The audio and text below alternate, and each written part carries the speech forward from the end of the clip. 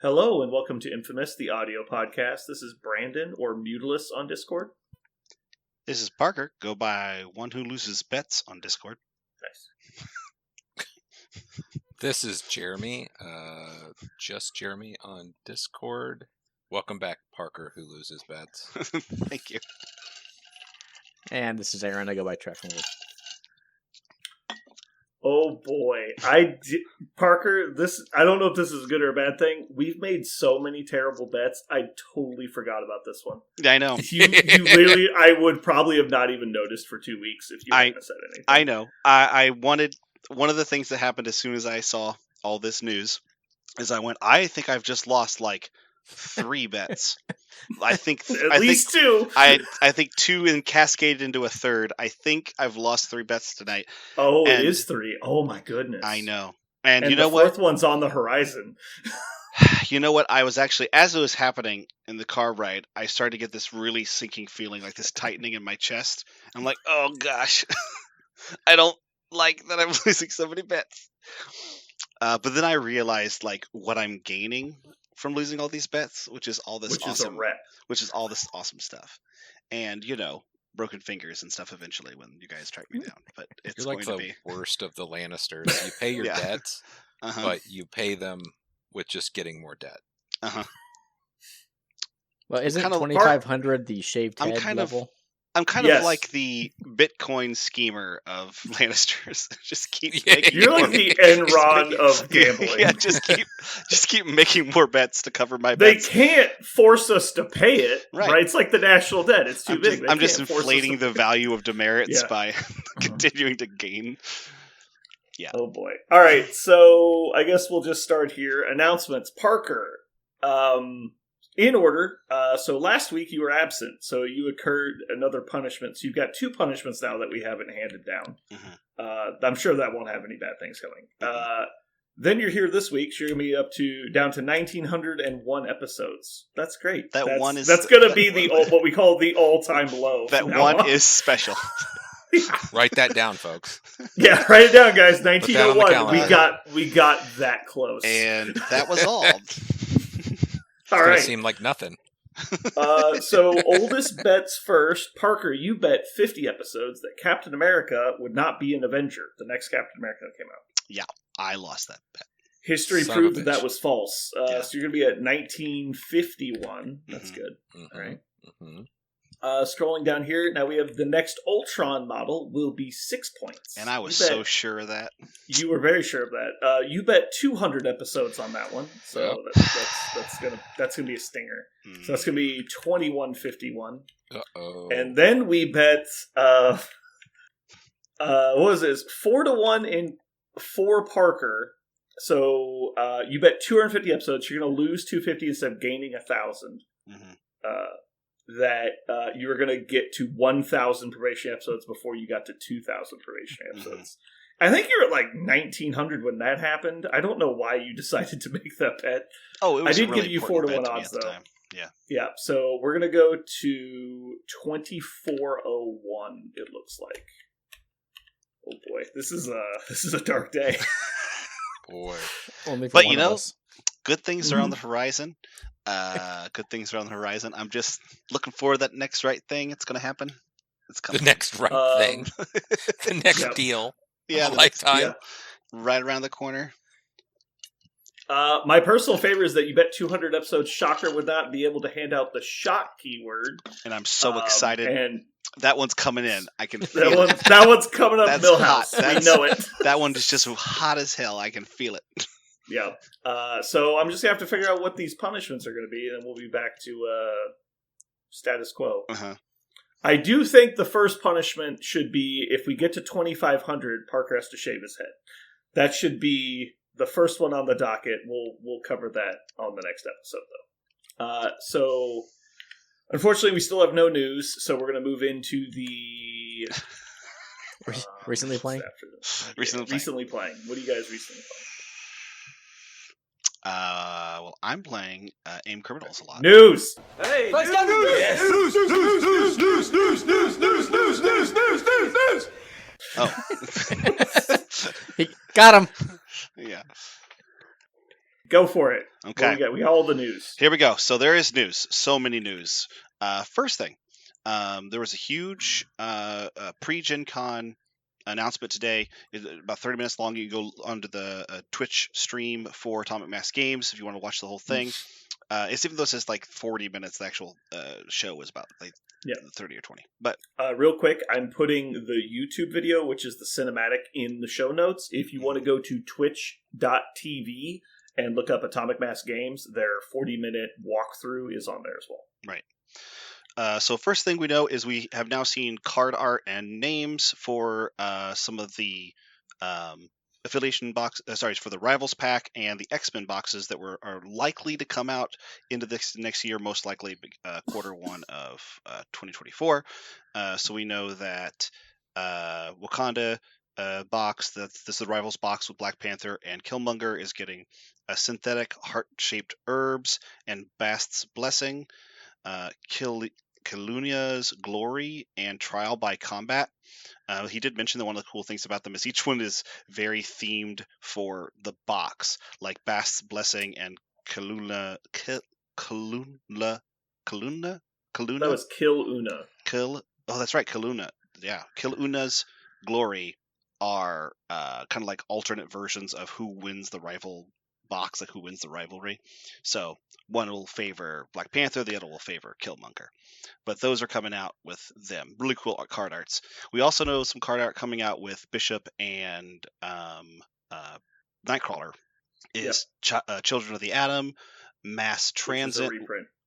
Children of the Atom is a reprint with awesome art from a comic that I actually have. I love that art. Mass Transit, which is going to be a Nightcrawler card, most likely. It's him, bamfing a bunch of people.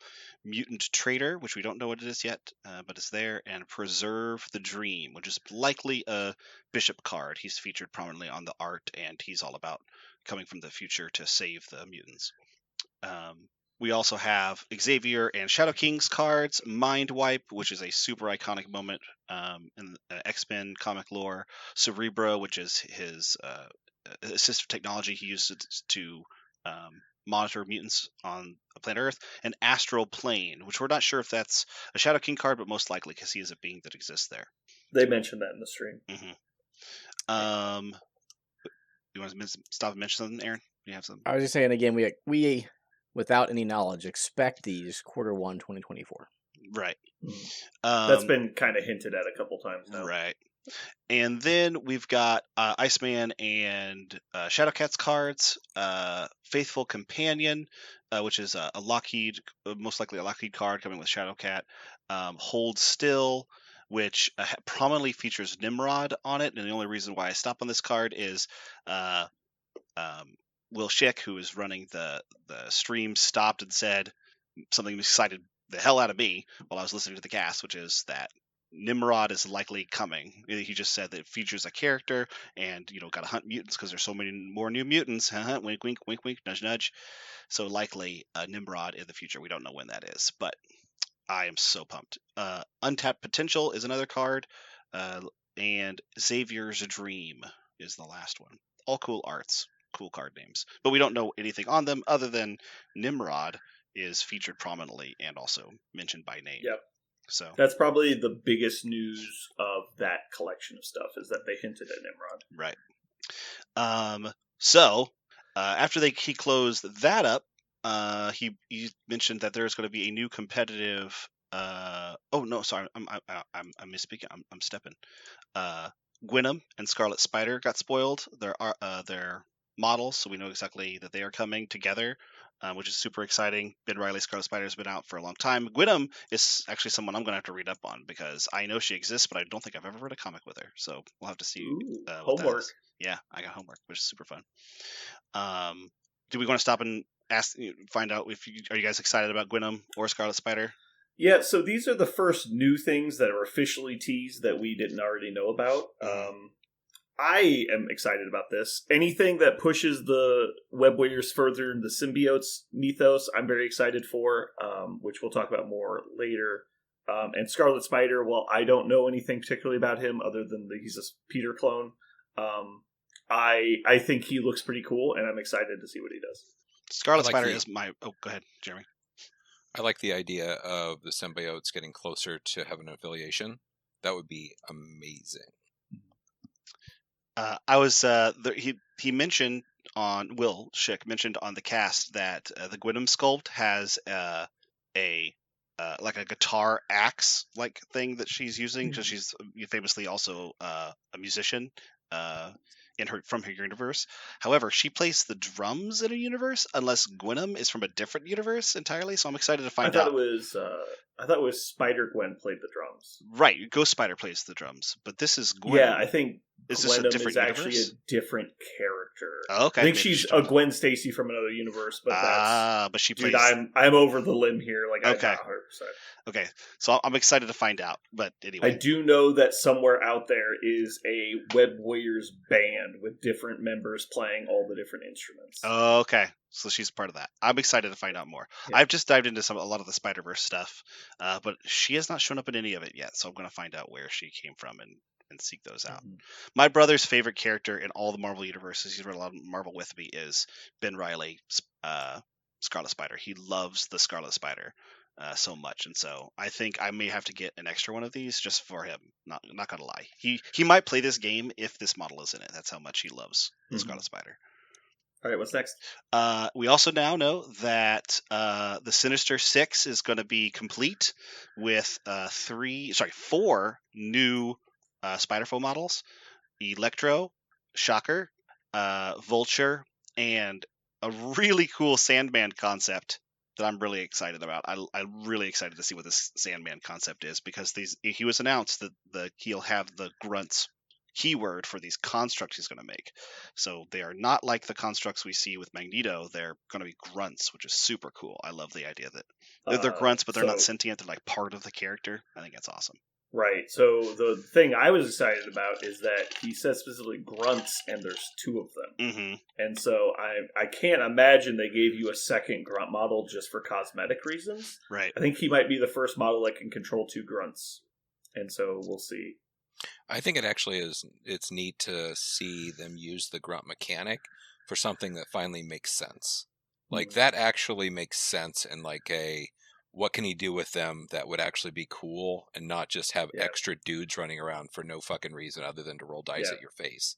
And I actually really like it too because it allows them to do something like, oh, well, he's always like doing, like, imagine if like there was a Venom or a Carnage in the future that had grunts that were just tendrils coming off of them that could reach out and attack people at great distances just as like annoyance attacks. Like, just like imagine a big Carnage that's just like freaking out and there's tendrils everywhere. I would be shocked. And just like reaching out and grabbing you with these different tendrils that all have like little attacks. I would be shocked if there's never a maximum Carnage in this game. I know there's also a card for it, but I would be shocked. I mean, you'd be shocked if Shocker attacked you. But... I don't think I'll be shocked, or none of my models will be shocked, that is. We'll see. Well, either you or your models are going to be shocked. We'll figure it out. Or both. Or both. All right. Cool. Yeah, Spider-Foes look cool. I'm glad we got Electro. I'm glad it's not the... I always forget. It's Jamie Foxx Electro. It's the actual Electro. Oh, right. But yeah, I'm pretty excited. That looks cool. I have expected the current Electro, the female Electro, but that's still cool. So I have a question. It appeared that this is the first release that is being released as a 4-pack. They didn't say that, but they do show them as a set of 4.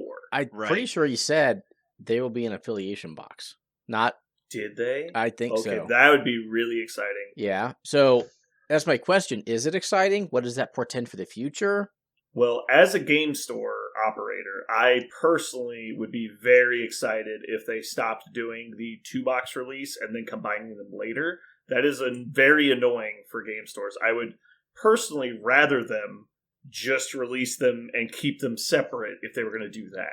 Because it makes the stocking, like, I used to end up holding the bag on the old ones that don't sell, and if I intentionally stop stocking them, then people are annoyed I don't have them when they want them. And so it's just a headache. So if they're going to start just doing affiliation boxes the initial time, I'm much happier with that. I was going to say, one of the things that they I'm getting a little ahead of ourselves towards the end of the cast, but I think I could not spoil Mhm. something and say that they're trying to make all their stuff more accessible, specifically for game stores, so that they can keep them on their shelves and keep everybody with models that they want. And without spoiling anything, I can say that they're moving forward with every language is available in all their boxes, their expansion boxes anyway. And so if they are Not moving every towards language.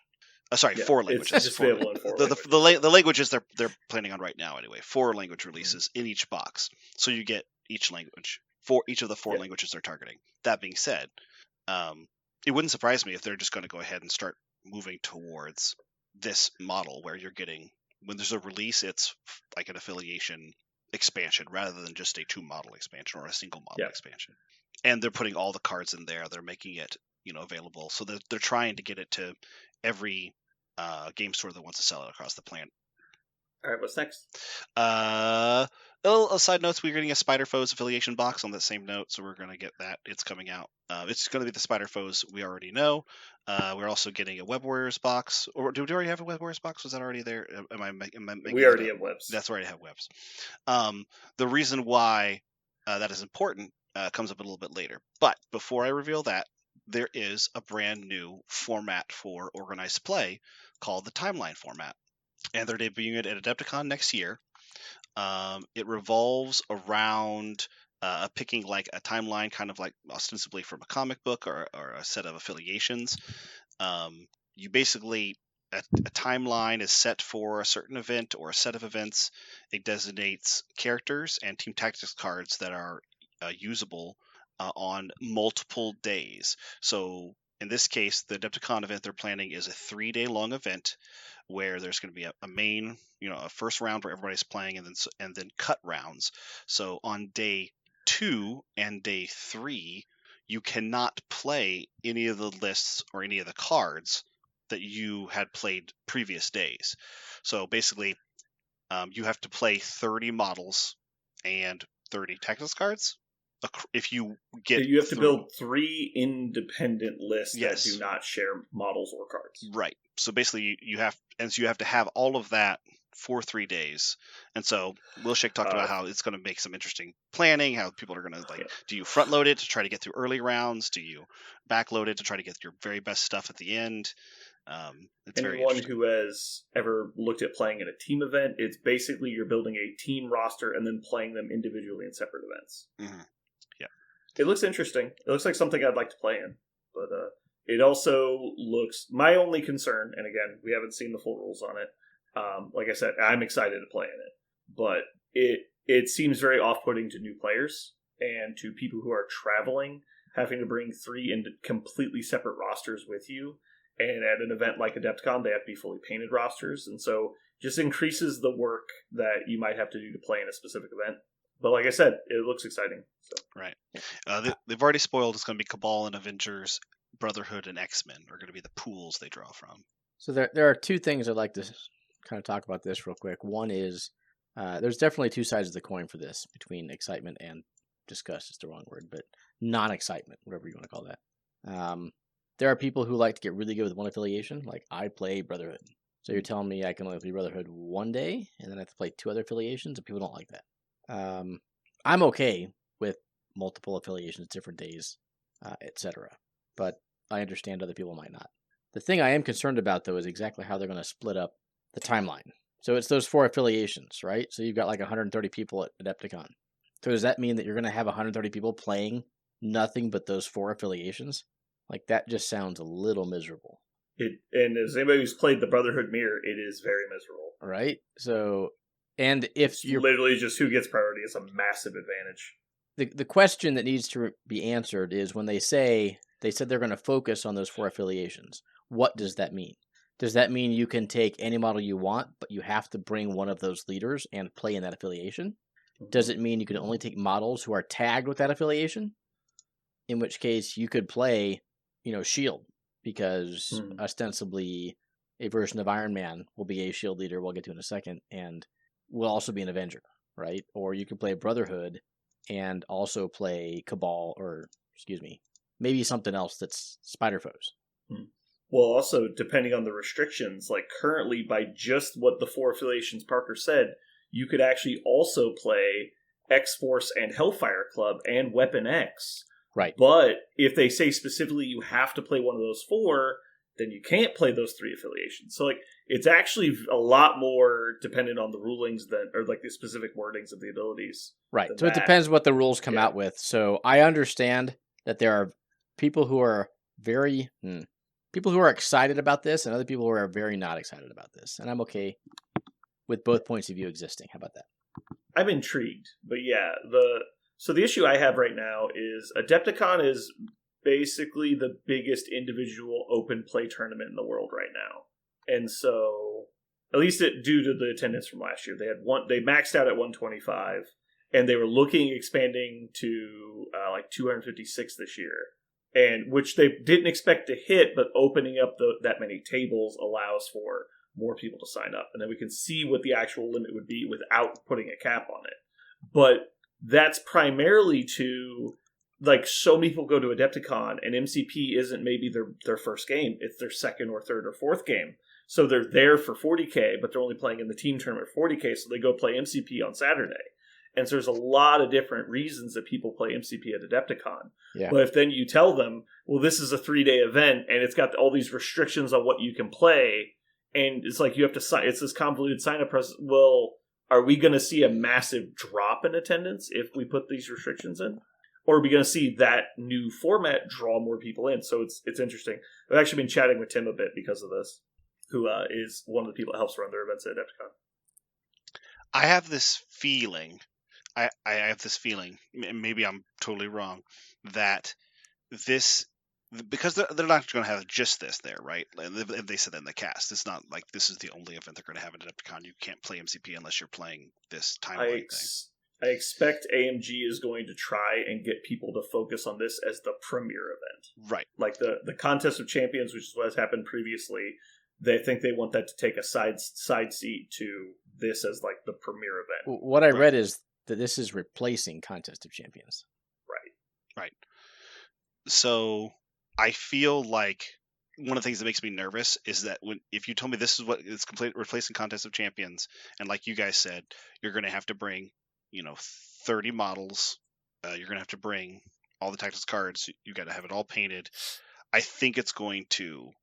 I'm really excited to see what the field actually looks like on that day in this tournament. Mm-hmm. I have a feeling it's going to be 40 people, 30 of them like super hardcore players because it's the most competitive format there, and 10 people who really like modeling, and so they just have all the models and they wanted to bring it all in a cool set piece. And then I feel like that's what it's going to be. I feel like it's going to be 40 people. I just feel like it's going to not be enough people because of exactly what we just talked about, just the number of models you have to bring. And I'm not personally off put by the number of models. I'm just saying it's not your premier game and it's your second game, mm-hmm. that is a serious thought though, because mm-hmm. traveling with 30 plus extra models in addition to anything else you're bringing is a big deal. Mm-hmm. The next piece of news, I'm gonna let you introduce the news. I have something to say. Mm-hmm. So the next news, we've been tiptoeing around it this entire time because man, oh man, is it some news. So big. You could say it's 11 models big. It is a lot of news. It is the Marvel Crisis Protocol Earth's Mightiest core set. They are doing a new core set, not to reinvent the game. They said it like 3 times in the stream. There's no new rules. There's no new reformatting of anything. It is just new models so that if somebody were to enter the game now, they could experience more of the game. Something that's really important to AMG is that the core set gives a new player the ability to experience all the things they can find in the game at large, and with some new model types and some new effects they've added to the game as it's evolved, they wanted to go back and make a core set that was more representative of the range of models and ways to experience the game. So the new Marvel Crisis Protocol set, core set, Earth's Mightiest, doesn't make the old one invalid. All those models are still working. All the cards still work. They're just 11 new ones that better represent the kind of things you can see in the game right now. So, you guys ready? All right. You want to start? Well, I have a little spiel first. Great job. So at this point, we ask that you confirm that you have basically seen the YouTube video or the Twitch stream. So if you haven't, please take a moment, click the link in the description to go watch the video. You'll get to see a lot of the Tactics cards. All of the cards are on the Twitch stream. Some of them are on the YouTube video. So if you want all the information there, go get that information. We're going to proceed from this point as if you have absorbed that information. So we won't be reading it verbatim, but it will be there for you. All right, Parker. All What's right. first?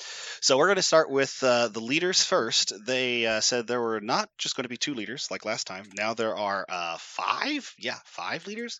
1, 2, 3, 4. Yeah, 1, 2, 3, 4, 5. 5 different leaders in this game now in the core box.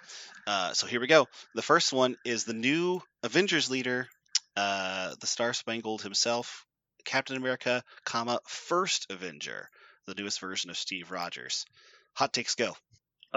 This is going to cost you 50 episodes, right? Yep. This is. You know what? I'm not even mad because this is the one I wanted. Not like the last Captain America I got that was a big ass disappointment and made me really sad because he was supposed to be like the fisticuffs brawler Captain America, and I feel like he's just so disappointing. This one is not. Well, I think he was pretty good at being the fisticuffs brawler guy. Anyway. Yeah, but he just seemed really power hungry at it, and he never could take off like his card kind of says he should. This one feels like it's he goes. All right, Jeremy, what are your thoughts on Captain America First Avenger? I'm trying to find his card. I'm sorry. I cannot find it. Okay. Yeah, You got it. I will go while Jeremy's finding cards. Yeah, Jeremy, you go ahead for it. I'll send you the link, Jeremy. This model is quasi buck-busted. Mm-hmm. And by this model, I'm going to read his leadership because that's the most important thing. Once per turn during the modified die step, if there are one or more... attacking during the modified die step. If there's one or more hit results, you can spend a power and change one die to any other result. Wow. Do you know how many characters would love to be able to change dice to wild for their triggers? Is it 2? No, in fact, it is slightly more than 2. It's like of the 200, it's like 180 of them. It's so many. Yeah, the number of people that not only have wild or crit triggers, but have multiple effect triggers, let's say hit wild, or like crit wild, or there's so many, right? Mm-hmm. Like, there's a lot of flurries now, they're like crit block on Corvus, like almost automatically turning that on. Yeah. Ooh, that's scary. Brandon, let's stay in Avengers. Let's not even think outside the box. What is Luke Cage's chance to stagger under Captain America Avenger? Oh, under Captain America, I'm going to go with 38%. You're short by 2%. Oh, I'm so close. 40% chance to stagger with 2 attacks, which is basically, let's see, 60 times 60 is 36. So it's a 64% chance with 2 attacks to stagger with your 3-cost tank. Like we need... Go ahead. I just feel like we need to clarify. Is 2% within the acceptable failure amount? No, you failed. But you didn't say it had to be that close. I would have guessed 40. Well, you should have. What's crazy about What's also crazy about the leadership is even if you don't have a wild, which obviously, like if you have Pierce, if you have OG Wolverine is in Avengers, like you talk about just Avengers, like you can he spends 1 power, adds 2 hits. And one of them's a Pierce. To his Jesus Christ. Yes, Wolverine just got bananas. Oh my god, OG Wolverine goes fucking nuts with this guy. It's he has 1 hit. If only we were warned because he was yellow. Oh my god, he's amazing. And it's like there's so many models that abuse this on top of this, to say nothing of the fact that every model in the game would love to spend 1 power to just get an extra hit. Right, that by itself. That was my point. Yeah, like every model in the game just wants an extra hit for a power, but there's so many models that just abuse this so hard. The math is crazy skewed. OG Wolverine with this guy is fucking nuts. I think he's strapped to him with Velcro. He's so. I'm just glad they finally made X-23 hold on. good. It turns on Pierce. I mean, so Wolverine has to spend 3 for best at what I do. Are there any characters that count wilds as double? As a base ability? Yes. Doc Ock. Gambit. Okay. What else? Dr. Octopus. Doc Ock. Right? Mhm. We might talk about Doc I Ock thought we were too, talking about but Avengers. I thought we were talking about Avengers. just anyone. Anyway. So the world is your oyster with this leadership. I mean, there's so many things Yeah. you can do with it. This is the first leadership I've seen that is as wide encompassing as the original Steve. So, like, they clearly had an idea in mind. It was like, let's just take every model to an 11 and Spinal Tap this bitch. Finally, Immortal Hulk is good. Yeah, Immortal Hulk with this guy is one who immediately came to mind. Do not want. Yeah. This is during the modified dice step. So Crimson Dynamo would get to do it, right? Well, not just Iron Man. Iron Man gets to permanently push with every attack. He's just sturdy but better. You have to roll a hit on his 4 dice, but if he has enough power to do 6 dice, it's a lot more likely. And it is once per turn. It's not every attack. It is once per turn. So just to like dial back our enthusiasm a little bit. It's not like going to immediately be the best thing in the game, but I can envision this leadership being relatively strong. One thing, go ahead. One thing that I thought of, my first thought was a lot of people are going to get super excited to think about all the dumb thing they can do with super amazing spenders. But if you took every spender in the game and added 1 cost to it and then gave it 1 extra hit or wild, you really need that to be amazing. I think it's the cool thing is when it's the builders, right? Because if you, like with Wolverine, you spend the best of what I do, then if you have 1 more power, then you get some of that power back when you're dealing damage, right? So it's might be netting you power. Anybody who's spending this on spenders is probably a bad idea and a trap, but I see a lot of people are going to try it, right? They're going to see some of those that require 3 dice faces and do crazy cool shit and go, well, we're going to play him with Captain America First Avenger and Yahtzee this shit. But I don't know if I'd say trap, but I would just say like be more selective about who you're picking and make sure that they can afford the cost. But the builders are premium, so premium. Yeah, 100%. And so looking at his card, he's actually quite good at using his own leadership because he's got multiple dice face triggers on his own abilities, and one of which is a builder, and both of which can trigger an extra attack. So if I told you could spend a power for an extra hit and an extra attack, what would you say in response? I'd say I pay it, yeah. I pay it. I will, in fact, pay 1 to build 1 and deal 1 and then make another attack. I would, in fact, do that. Also, I love how flexible the activation is for Sam Cap, but now Steve has it too. He's got the charge and the shield bounce. So he's really likely to get to go wherever he wants and do whatever. Unlike the original Steve, which was very stationary, or to be more very stationary. Static. Yeah, this one is very dynamic. And now, to be fair, Sam is move long plus range 4, and he is move medium plus range 3. But yeah, 100% very flexible, especially on turn 2, getting in the fight. It looks very fun. Do you think that Nigel pissed himself when he saw this? The cable bill was finally getting paid. But his name isn't Cable, so he knows he can't play it. Yeah, his name. He's just upset that this isn't Cable's leadership. But they'll be strapped. Can you imagine Weapon X with this leadership? Guys would be literally shitting themselves. Yeah, I'll tell you, Apex Predator likes this. Yeah, There's so many characters that are super fun, but I think the fun, like Aaron said, just in Avengers, there's already plenty. But then you can. It's 100%. Really easy to add 2 Avengers to his list, then do 2 other characters that love it too. It's going to be awesome. I'm kind of wondering if he's going to have the same injured side as Old Cap, but I doubt it. I don't think so. I think this guy's killable.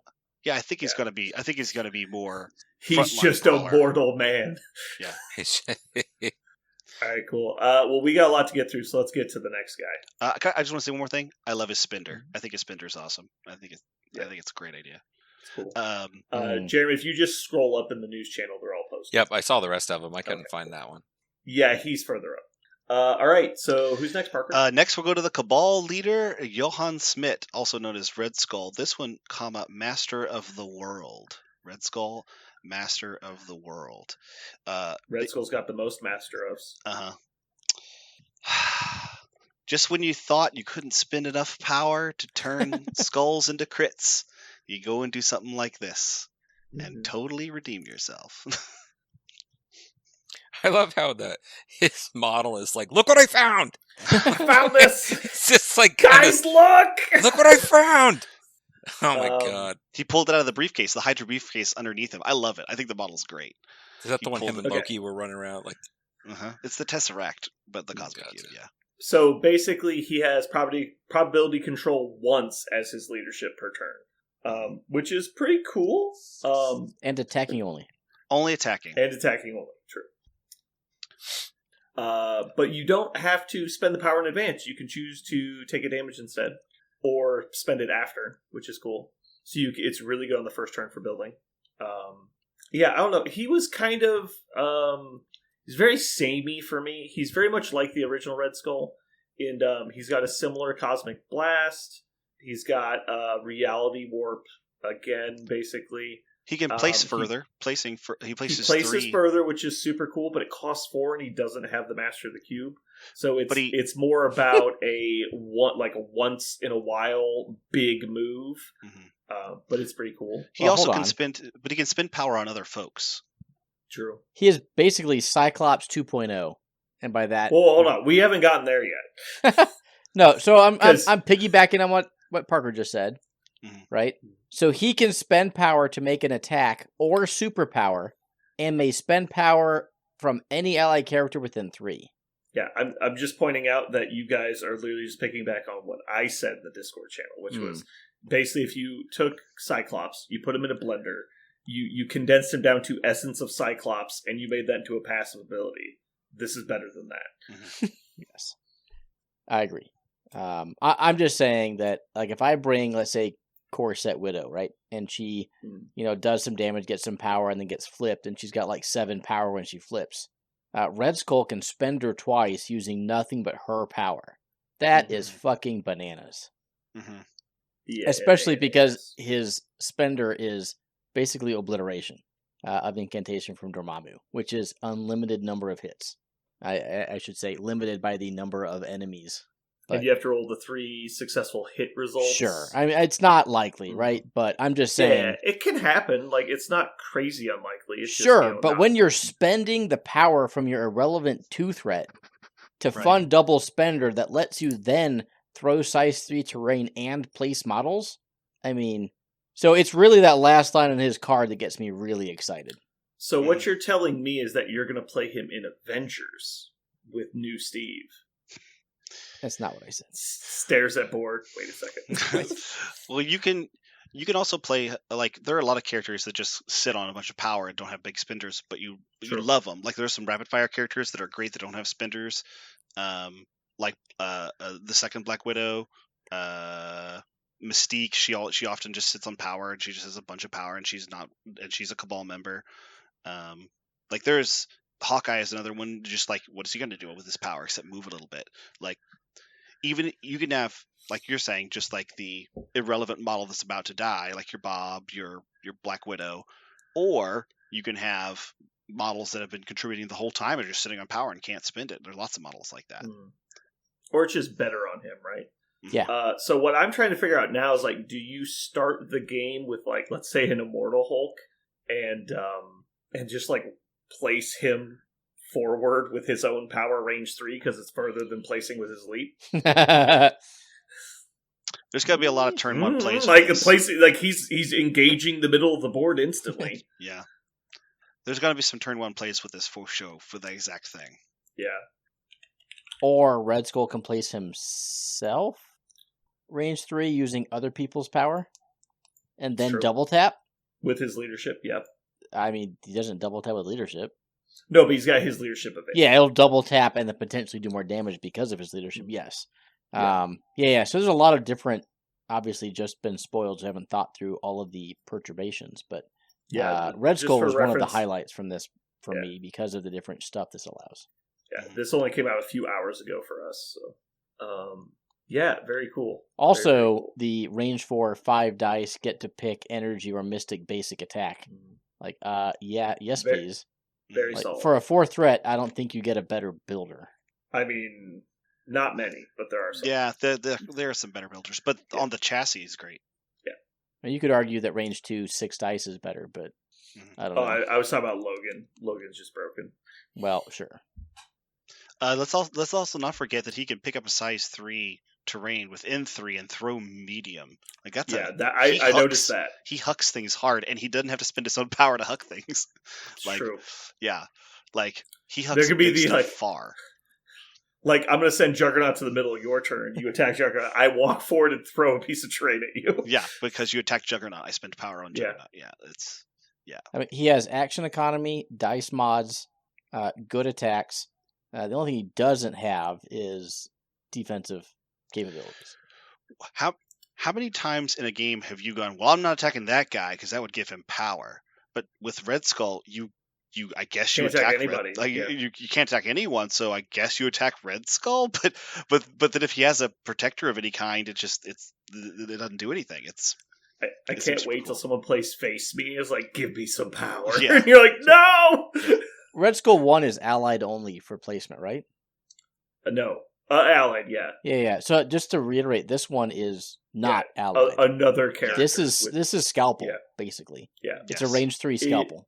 No, it is exactly Scalpel. It's Scalpel. Oh. The Scalpel places It is that range It's 3. exactly Great, with then it. it is Scalpel. Okay. No, And sorry. we all know how good- Scalpel's better because you can affect each character once. This is only once per turn. Okay. So Fair it is just barely worse. And obviously he doesn't But- have the power gen, but he can spend others. So anyway, But I like this character. He also spend 4 to place himself within range of another person who has power, and then use all their power on somebody else. There's a lot of I times. like the depth of just creativity where this guy comes from. I Yeah. really enjoy the thought into this guy. It's very cool.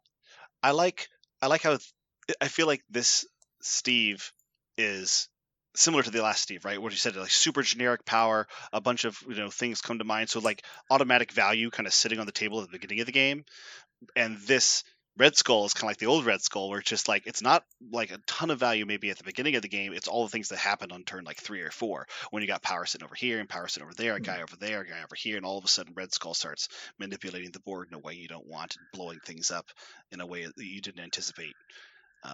There are a lot of things about the game, a lot of board state things you say. I'm going to make sure this happens this turn, where Red Skull just kind of twists that around with his abilities. Yeah. It's super cool. I do want to point out there's 2 Tactics cards this guy can play. Yes. Victory Assured and the High Council. So there's a 4-point.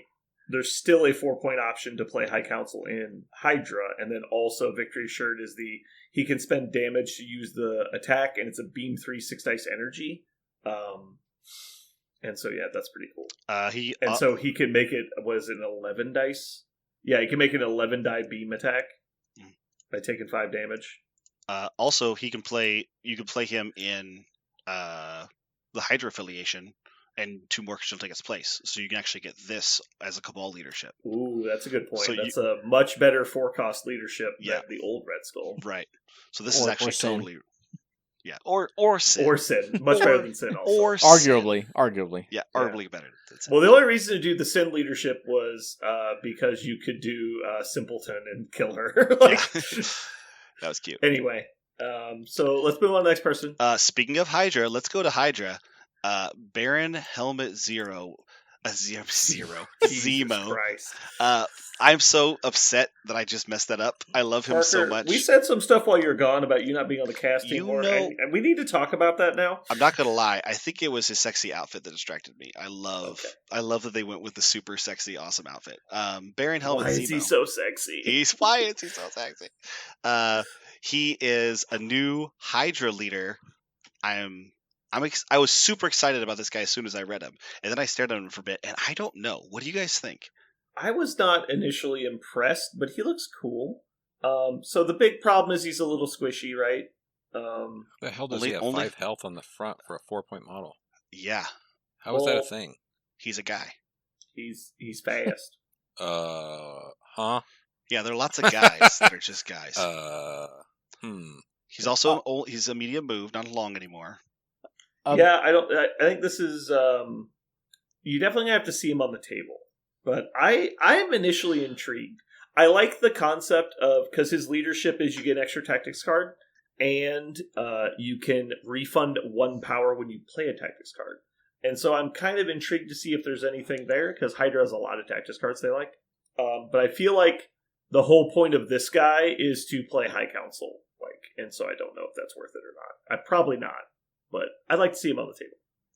So this is, of the 8 spoiled models, my least favorite, or the one I'm least excited for, which is sad because I love current Zemo so much. Yeah. I'm with Jeremy. 5 health with no defensive mods other than Strategic Genius, which is not nothing. He lost charge, but kind of gained it back, and a better charge, I'll give him that. Otherwise there's nothing that really calls to you, right? No, it's real weird. I do want to talk about the backside. Go ahead. Maybe there's something on the back, or he has a card. I don't know. So yeah, I mean, it's not impossible to say he's got like 8 health on the back or something weird. I do really like that he has. I love Master Duelist, the ability. I like any ability where your second basic is kind of like a spender. You just get extra dice. And his basic does have Pierce and the ability to move. So he likes his basic. It's strange that he has 2 spenders when he likes his basic, though. That's one of the things that I found about this character. Every time I read something, I was like, oh, that's cool. Oh, but. Oh, that's cool. Oh, but. Like, every time I read it, he's only got 1 spender. What's that? He's only got 1 spender.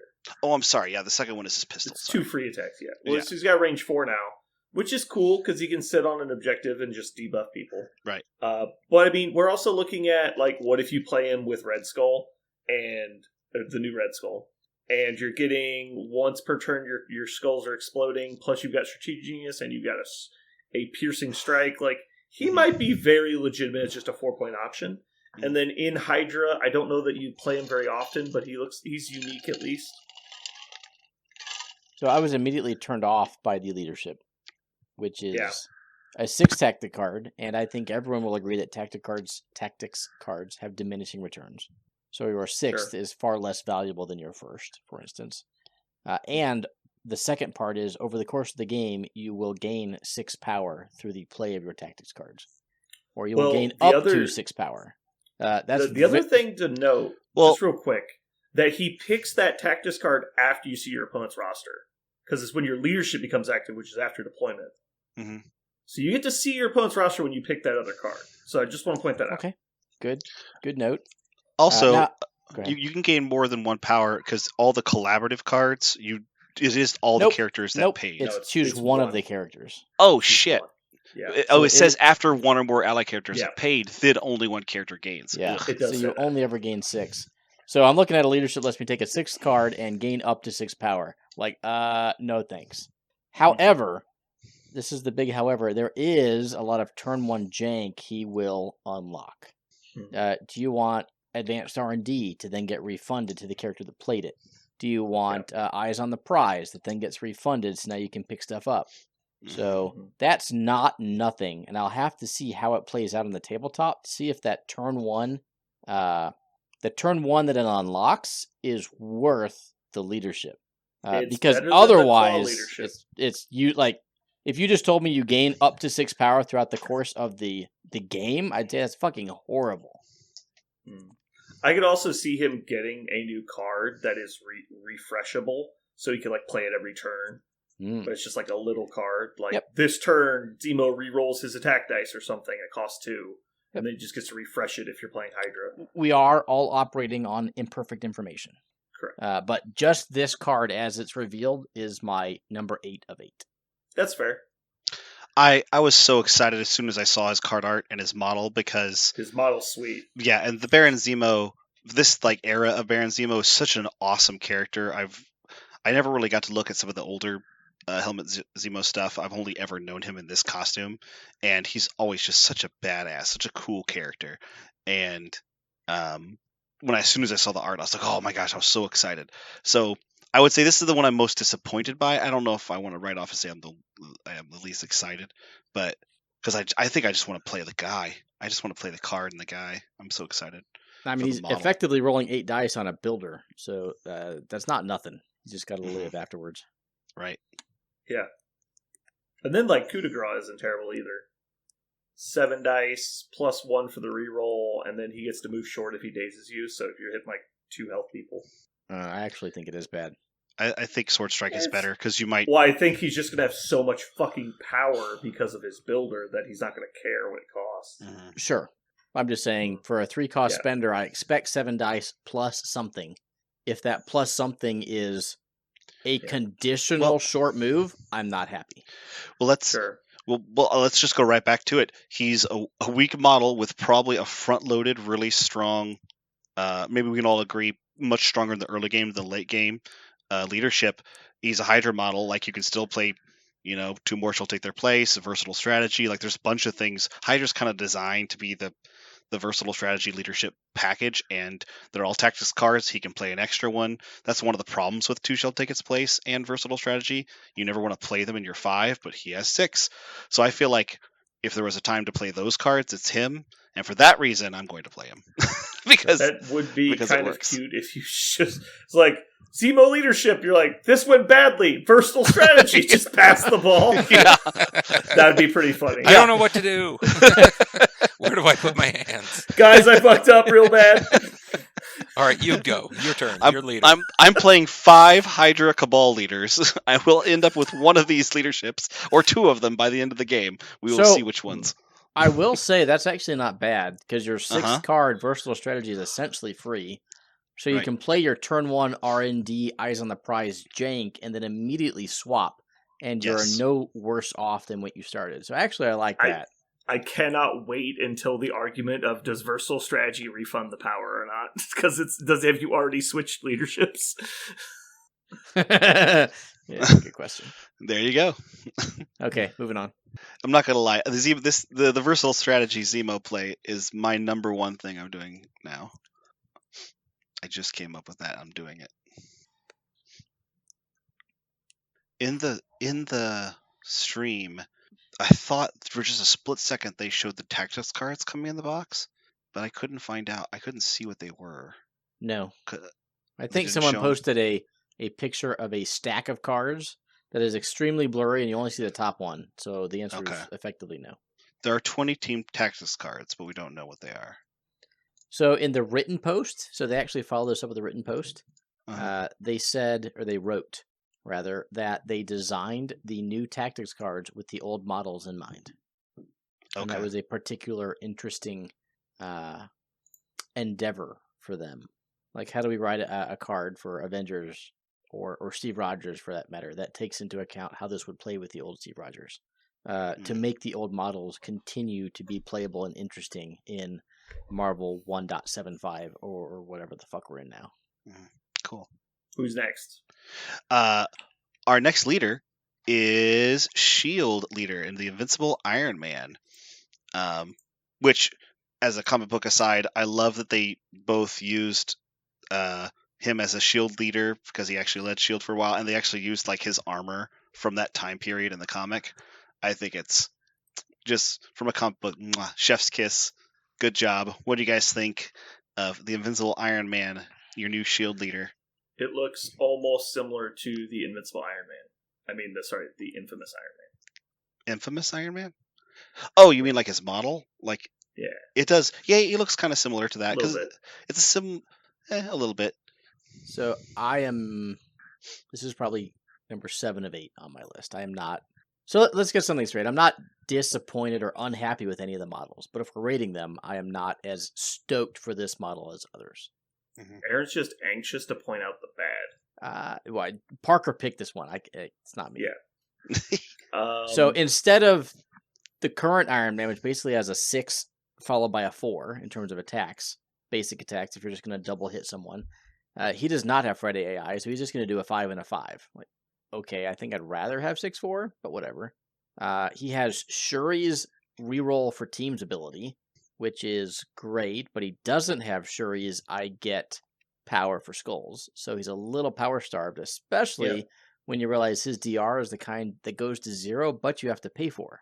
So it's all a little bit anti-synergistic. Like, I don't think it's bad, but I keep reading it and I'm like, when I try to figure out how I'm going to play this model, I keep like running into myself as I think about it in my head. Well, his builder's better than it used to be because it either builds or gains, just like the Hulkbuster does. This is which true. is great. Yeah, so I think he'll generate plenty of power, but is he going to massively fuel upgrades when you get on a hot streak with skulls? Probably not. I also fucking hate the leadership. Okay. And that's a personal issue. No one should take that as a... it's whatever. basically just exactly the old Black Panther leadership, right? Yes. Well, does Black Panther work on dodging, or is that the only Yes. change? Yes. So There's it's no change. exactly the same. BP's. Yes. Yeah. So this is the first straight up reprint of a leadership then. Mhm. Yeah. As far as I can Jeremy, do you have thoughts on this guy? It really pissed me off that it has a range 4 fucking push gun again Mm-hmm. that pushes anything. I just fucking hate that, but whatever. At least, yeah. I'm not At overly least he's got a impressed. dice effect on it. Like, I hate that Shuri just auto pushes. It's so dumb. Yeah, I mean, I think he's fine. I think he'll feel like a 4-point model. I mean, it's fine. There's nothing here that excites me too much. Yeah, I think that he can reduce damage to 0 and he has 6 health. Like, he's going to feel really hard to get off the board. Yep. I mean, he's basically Bill, right? Bill has 4 energy. Sure. So he's like 1 defense stat away from being Bill for He also- survivability, but has For survivability. obviously for his obviously better offense. Bill He has gets less something to health. throw. The Bill has 5 health on the front side, I think, right? 5 on That's the what he back. says. He has 6 on the Well, front. 5 on the Yeah. back. That's right. 5 on So the back. Bill throws size 4 and has 2 power. Like, Sure. that's what Bill does, period. Sure. Yeah. But I don't know. I'd rather my frontline brawlers like Bill be the tankier ones versus my sitting on my back point range 4. Yeah, but I mean, Bill doesn't have a range 4 builder either. That's also a gainer. So, like, I think there's a fair comparison here for like power generation. I think Iron Man's obviously going to make more attacks throughout a game than Bill will. Yeah. Having the 2 free power for like tactics play is obviously better. I don't like the way he has a thing called a unibeam that is not a beam. It's focused. It's very narrow beam. Focused unibeam. Ignorant. Maybe his backside will be the unfocused unibeam that will actually be a beam. I think one of the things I like that. Go ahead. Go ahead. No, you go ahead. I love Iron Man. I love him like so much. I love Tony Stark as a character, and so this is the Iron Man I wanted for a long time. After the box set and the other Iron, even when they got his new card and they made him much better, he's still a premier turret, but just a turret. I wanted something a little bit more dynamic that felt like the guy who walks out and is helping everybody who's actively manipulating the battlefield and using technology to give himself an edge. I think this definitely accomplishes that. I think it's really hits Iron Man on the head, which is to say he is not a very dynamic model, right? He's not a very dynamic character either. He just kind of goes straight at them usually and shoots them with blasts or punches them in the face. It's funny. As much as Iron Man, the engineer, thinks of all these complex ways to use technology, Iron Man, the fighter, Tony Stark's just kind of up and at them, and that's kind of his method. And I think that's Not much kind of a tactician. and I think that's exactly what's going on, here. And I think it's a pretty cool translation. I think the blunt object that this model looks like, by his rules, is probably going to be effective on the board, more effective than I think it is, in the same way that Iron Man 1 and Bill are. They look at him, I was like, is a brick really that good? And then as it turns out, bricks are great at breaking things. So I think he'll probably be stronger than he looks like. He just doesn't look very dynamic. So here's a question: do you like $1 Billion Punch, specifically the required place attached to it? And I'll explain, I guess. So I, again, looking at this model, and it keeps hitting itself in my head while I'm trying to figure out how to use it. Like, do I want to stay back and use a Repulsor Blast to push everyone to protect my guys to bunker up and protect an extract lead, or $1 Billion Punch is a required place within one, just like Logan. Well, Logan wants to chase people down and is not afraid about being within range 2 and just going toe to toe. I think Iron Man, this version, has the defensive stats to do that, but it's really weird to put that on a bunch of ranged attackers. So I can tell you, as somebody who's played a lot of Black Bolt, I loved having his spender in my back pocket when I wanted to attack twice and move, because this is a very similar effect. Range 3 places you within 1 and throws. Black Bolt's is similar. I think his throw is easier to get, or maybe it's an auto throw even on Black Bolt's. But I loved having that in my back pocket as okay, I could stand here and zap twice, but I really need to hit the thing beyond and be on that middle secure. So I love being able to spend some power to make that happen because I had it. So the difference with Black Bolt is he can spend power to increase his builder. He can just be a super turret. Whereas this Iron Man is rolling 5 dice or spendering, in which case you're required to place. I mean, he can spend his power to buff other people's attacks, so it's not like he has no use for his power. And I'm not saying Black Bolt is. I think it's Black Bolt is purely better a at good doing thing. that than this guy is. I understand that you have to be aware that you have to place, and some people will make that mistake a couple times. But it's really, for me, it's there for counter control. Like when you get bowed off a point, it gives you an option to not only place back on the point, but line up your throw away. I think it's super useful. I think it's so good. I wish nobody had these abilities. I wish nobody was allowed to place within range. I wish every ability like this was advanced instead. I hate that it completely invalidates the slow effect. It completely invalidates a lot of positioning moves. When you just go, I just get to place within one of you before damage. Like, okay, cool. I'm glad I put all this thought into where I put my model. Fair enough. He feels like he might be a strong criminal. I could see it. I mean, he's definitely a good potato. That's what I'm saying. Like he works in the potato world, and also $1 billion punch would be great for criminals. Yeah. And you're moved. Well, it's actually more likely that he moves with his regular attack, right? I guess hit wild on a 7 versus wild on a 5. What's wild on a 5? Like a 60%er? I can tell you in 1 second. 0.85 times 5. 53. Okay. What's hit wild on a 7? That was, I believe, 40. Okay. Let me check it again. So yeah, it's more likely that he pushes away with his builder than he throws. But they're in the same category, right? They're both around a coin flip. Hit wild is 58% on a 7. Ooh, it is better. Yeah. He just seems very hard to get rid of. No, yeah, he's definitely sticky. Yeah, I like that he's sticky because he doesn't it's really hard to get Iron Man off his spot, right? I think that makes sense. Yeah, the other one, I mean, he is annoying sometimes, but you can get a couple good shots in at him. 6 health with this, and also counting all the way DRing to 0. You know how difficult that is. He's Kingpin with 1 less health, right? Yeah, but Kingpin doesn't have the auto pushes. He has to actually... Right, and Kingpin has stagger and a 2-cost throw. They have different things, but in terms of defensive, I know I've had my Kingpin fucking one shot, so... yeah, it's true. It's true. I've never had my Kingpin one shot. Maybe it's a skill issue. Yeah, maybe it's the fact you never played fucking Kingpin. I play Kingpin plenty. Sure. You don't know Kingpin like I know. It was back in the days of the wild card when nobody knew what was going on. The days of yore. All right. What's next, guys? All right. The last leader is Doc Ock, the sinister scientist, finally bringing, by name, the Sinister Six into the game as a Spider-Foe leadership.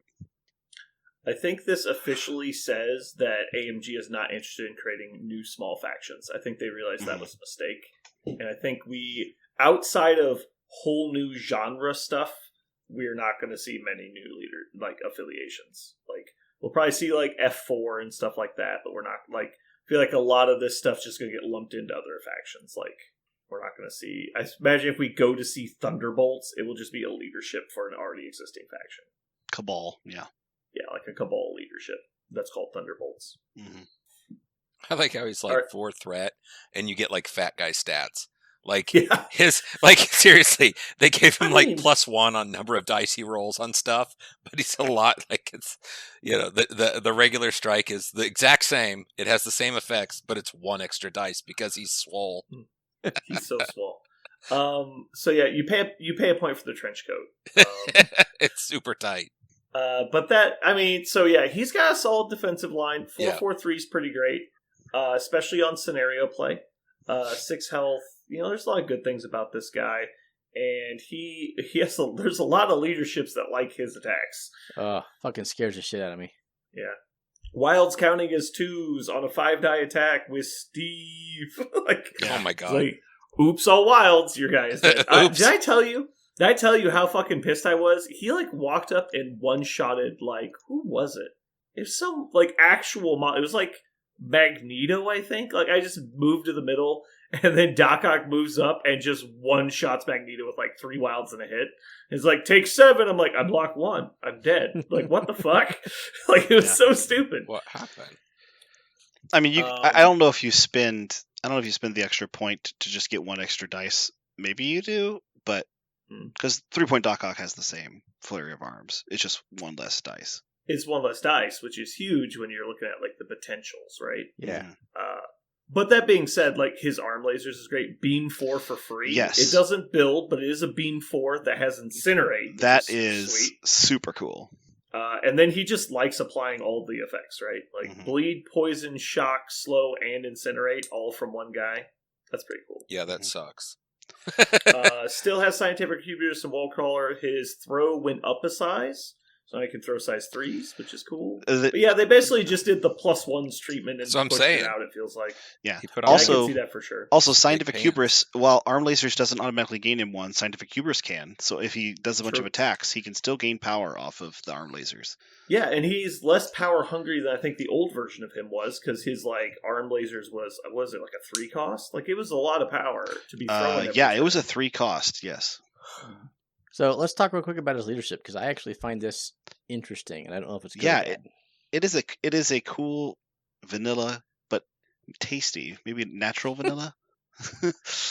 Vanilla bean. Vanilla bean, yeah. Extract of vanilla. Very rich vanilla. Yeah, so when you were talking earlier about you know how you don't want to attack people to give them power? Yeah. My whole list gets an extra. My whole list basically gets ornery, but you don't have to damage me. Yeah. I just have to live. Yeah, it's like a focused A-Force ability, right? You're not getting as much power as A-Force. But it gives it to the person they attack. Actually, you might... Ooh. You don't have to take damage to get the power. I take it back. Right. You might gain more power than A-Force. Yeah. Yeah. Well, it's only once a turn, so like rapid fire. Oh, yeah. So never mind, you're not. Or even just being double attacked, but yeah. But there's also there's cool things like if you spin for DR, you actually get the power back if you take no damage. Yeah. So you're like, it is a free DR is pretty sweet. It is a free DR on all those models that spin for DR. So who's a spider foe that can spend to 0? Is it just Kingpin? Yeah. Okay. So there's the second bullet that makes me interested as to how well it's going to play, though. Yeah. Quasi immunity to shock, slow, and incinerate is pretty damn good. Yeah. I just don't know how it's going to play out, right? So the actual leadership is if you suffer damage from an attack, you can remove one of those conditions. So if a common play pattern in like Shield is to go with the commandos, walk forward, incinerate your model. Well, this would if they did damage with that attack, you would immediately remove the incinerate they just put on you. You heard it here first, folks. Doc Ock is immune to grenades. Only if he takes damage from it, though. So only if he takes damage from it. So you're either, as the opponent, you're hoping to incinerate without doing damage, or you're hoping to have a non-attack based status application, like Pyro. Correct. Like the second person, the first person he attacked would incinerate. You would clear it, but then he would. He'd do it. He'd do both of them, and then the person who was originally attacked would get to clear theirs. So there are still ways for his team to get affected by those statuses, but I want to say that probably 80% of the normal ways you would get them is now off the board. Yeah. Also, all 3 of those things are the premium ones to remove. Like they're all ones you're like, ugh, you do not want them on you.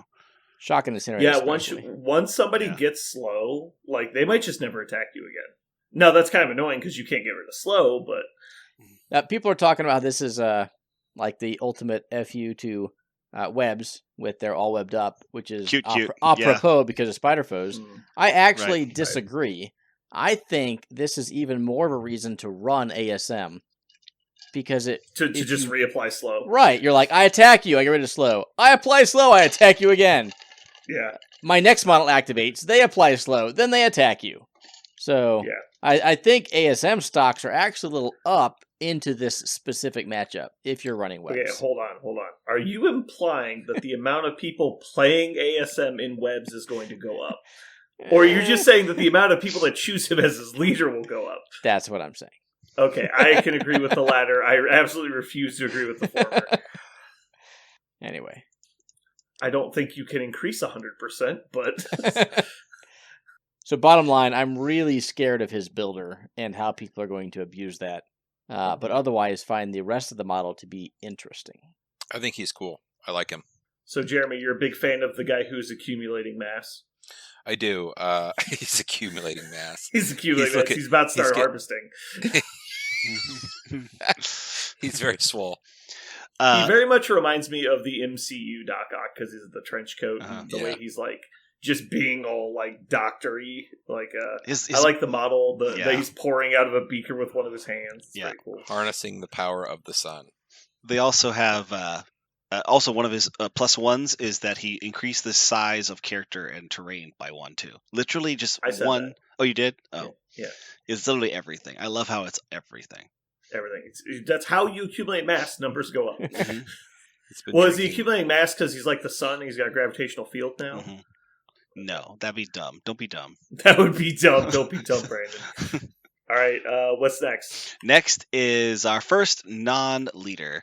It is Ultron, the Metal Tyrant, who, in his tyrannicalness, did not go to 6 points. He only went to 5 points. I wanted him to go to 6 points. That's my favorite part about him. I know, that's your favorite part about him. I think he's leading these 5 Ultron bots that we see on this base, which is sweet. I love that there's 5 of them. But however, 4.5, but sure. He's got legs. Yeah, somewhere. I also love that there's not only 5 Ultrons in the core set, there's not 6 Ultrons in the core set, there's 7 Ultrons in the core set. Because Black Widow's kicking. Black Widow is murdering one of them. Yeah. It's great. I think this is the most evolved model that we've seen in the core set, if that makes sense to you guys. From where we started with the original Ultron and this model feels like the longest leap we've taken from game design. And it's funny because it's just a recreation of the original. Yeah, he's very, very similar. He's the original Ultron. He's just to the natural conclusion. We're very much like the Red Skull and the Steve are very much the natural conclusion of their kits. Mm-hmm. I feel like this is just Ultron re-envisioned in today, which is exactly what they said they were trying to do. Mm-hmm. So this is actually my number 1 model I'm most excited for. Ooh. I've been following a lot of Discords and posting a lot of places today, and he is not getting a lot of love, and I don't understand it, which tells me I'm wrong. But I'm going to explain why I'm not wrong, and everyone else can think or tell me why I am wrong. You're very correct. Sure. This is, I think, the best model in the core set. 445 is pretty insane for my stat line. 8 fucking health. I get it. 445 asterisk. Yeah. He costs 5 threat. Got it right. Yeah, but that asterisk is with reverse pierce on Mystic. You should just never attack him with Mystic. Don't do that. So it's basically 4/4 immune. He's got. Do you remember that? Go ahead. Do you remember that scene in Age of Ultron where, like, have you been working out? Like, you got a lot bigger. Like, that's this Ultron. He's swole. He's got 4/6 for his builder. So that's solid. If you are a 5 threat character and you have 6 dice for your builder, your job is a beater. Attack people. Right? Mm-hmm. Well, it's specifically a short range beater. Think Thor, think Angela. If you have a 5 dice, if you have a 5 dice builder, you are more of a ranged support, potentially damage dealer. Think both the Doctor Stranges. Cable, right? Cable. So the fact that he has a ranged 4/6 dice immediately perked my interest. I'm like, okay, so we're going to increase the range and keep it 6 dice. Yeah, that sounds good. Spender, whatever. It's okay. It's not like it does negative effects and builds, right? Yeah, so I'm basically a super turret. Then I'm going to get a size 4 terrain throw within 3. Fuck yeah. To be fair, that's the exact same throw he currently has, I believe. I'm just looking at this in terms of a 5 threat model, right? Yeah. Then that's not enough. Like, we're already talking like Angela, right? I do 6 dice, but from range 4, and I have a super size 4 throw. Then we're going to add bow to my model for whatever fucking reason. Dude, that fucking blew me away. Yeah? I was like, what? Board control? And then, because that's not enough, we're going to give him some fucking grunts. Okay, so I love the grunts, but they're not really grunts. They're just damage. Correct. So Yeah, they cannot contest or score points in any way. right, but they come back for free, basically, and They come back a lot. do nothing but damage. To include auto damage when they get destroyed. So why nobody's ever going to kill them, right? Sure, because if you don't, I'm going to give you 2. I mean, so we all know that grunts always spike their damage rolls, right? Yeah, so they're going to roll a 7 on every attack. Yeah, right. So take everything that Ultron was before we said he had grunts, which in my mind was a stellar 5-threat model, and then say that model gets to make 2 extra 4-dice attacks for free every round. Holy shit. And then you add on, let's say, Shadowlands rerolls, or whatever the case may be with however you're trying to exploit your grunts. Bottom line is they're icing on the cake for Ultron, which is already a good model. So I love the fact that these grunts are not busted. Like, this is what grunts should always have been. Yeah. I still think he is a 5.5 model just based off of stats alone.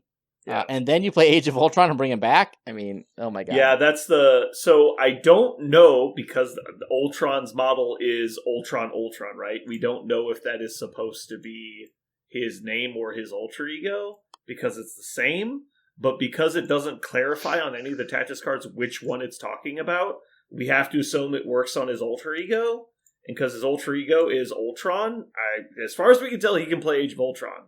And that's going to be, I think I looked it up earlier, it's called a fucking problem. I mean, so he doesn't have action economy, which is what I want my, my expensive characters to have. But other than that, God, this model don't worry. Ticks all the Red Skull will boxes. place him forward just fine. Sure. Anyway, there's my gushing about Ultron Metal Tyrant. I'm very excited. I'm trying to figure out ways to kill the grunts. Well, so I would bet 100 of Parker's episodes that a tactics card will kill them automatically. So you could play the new Crossbones with 2 Ash and Cinder and do the demo pack that does 2 damage. You can also play Mordo in Cabal, and every time they attack, add 2 dice to the attack roll.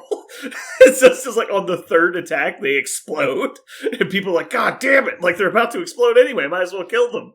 And so you just but the next turn, when they've already taken 2 damage, you're just I'm gonna walk in here. Boom! It's not only do I get a 6-die attack, but they explode when the attack is over. Yeah. I mean, they're also 3 health with 2/2/2 on their defenses. They're pretty chonky as far as grunts go. Right, I think they did that intentionally so they're not as easy to kill with your own throw. Sure. And you have the negatives of giving your opponent an easy model to kill to get power off of, etc. I'm totally fine with that. Sure. Well, ish. Depends when in the game, but I'm fine with it. Okay. But yeah, love the model. Jeremy? Yeah. I've been waiting for an Ultron with a cape ever since I watched the What If episode. I'm only sad that I can't take 5 Infinity Stones with him. I'm still holding out. It's okay, you got 5 robots. That's true. Oh shit, I'll give each one of them a stone. Each one of them will have a stone in their head. No, you're going to paint where they have the orange on them, you're going to paint them a different color. They're glowing with the Infinity Stone aura inside. There you go. When it comes to a model, though, this guy does check all the boxes. He's really cool. He is really one that I think you could probably point almost anyone to and go, you know what, try Ultron. He beats ass. And he probably is going to beat some ass. You know what I mean? He almost accidentally can't be offed. He's going to do some work before he goes down. Yeah. Oh, I can't. This is gonna be a Mortal Hulk levels. I got Ultron off the table. This guy is not going away. Oh. I do want to point out though, his metal mind that gives him the reverse pierce. Wilds count as 2 on defense, not reverse pierce. Yeah. But it's he's also got the helmet rule as part of that ability, so he can't be bowed off points. He can't be advanced or pushed by mystic attacks. So he has bow and is immune to bow. That's going to be an annoying thing. Yeah. Cool. All right. What's next? I was actually going to say one thing about him. I was staring at this, trying to figure out why I take him over Red Skull, for example. That's the thing. That's one of the things I often go is the new model good? I go, what in the current meta is somehow worse or better? And he is different because he has a bow. But that's how he's different, because he doesn't auto kill things. right? Because Red Skull can point and kill things because he turns his dice on so hard. He doesn't do that. So what is he doing that Red Skull doesn't do? Red Skull has a 2-point grunt that should be a 2-point grunt. So Red Skull's kind of a 3-point character.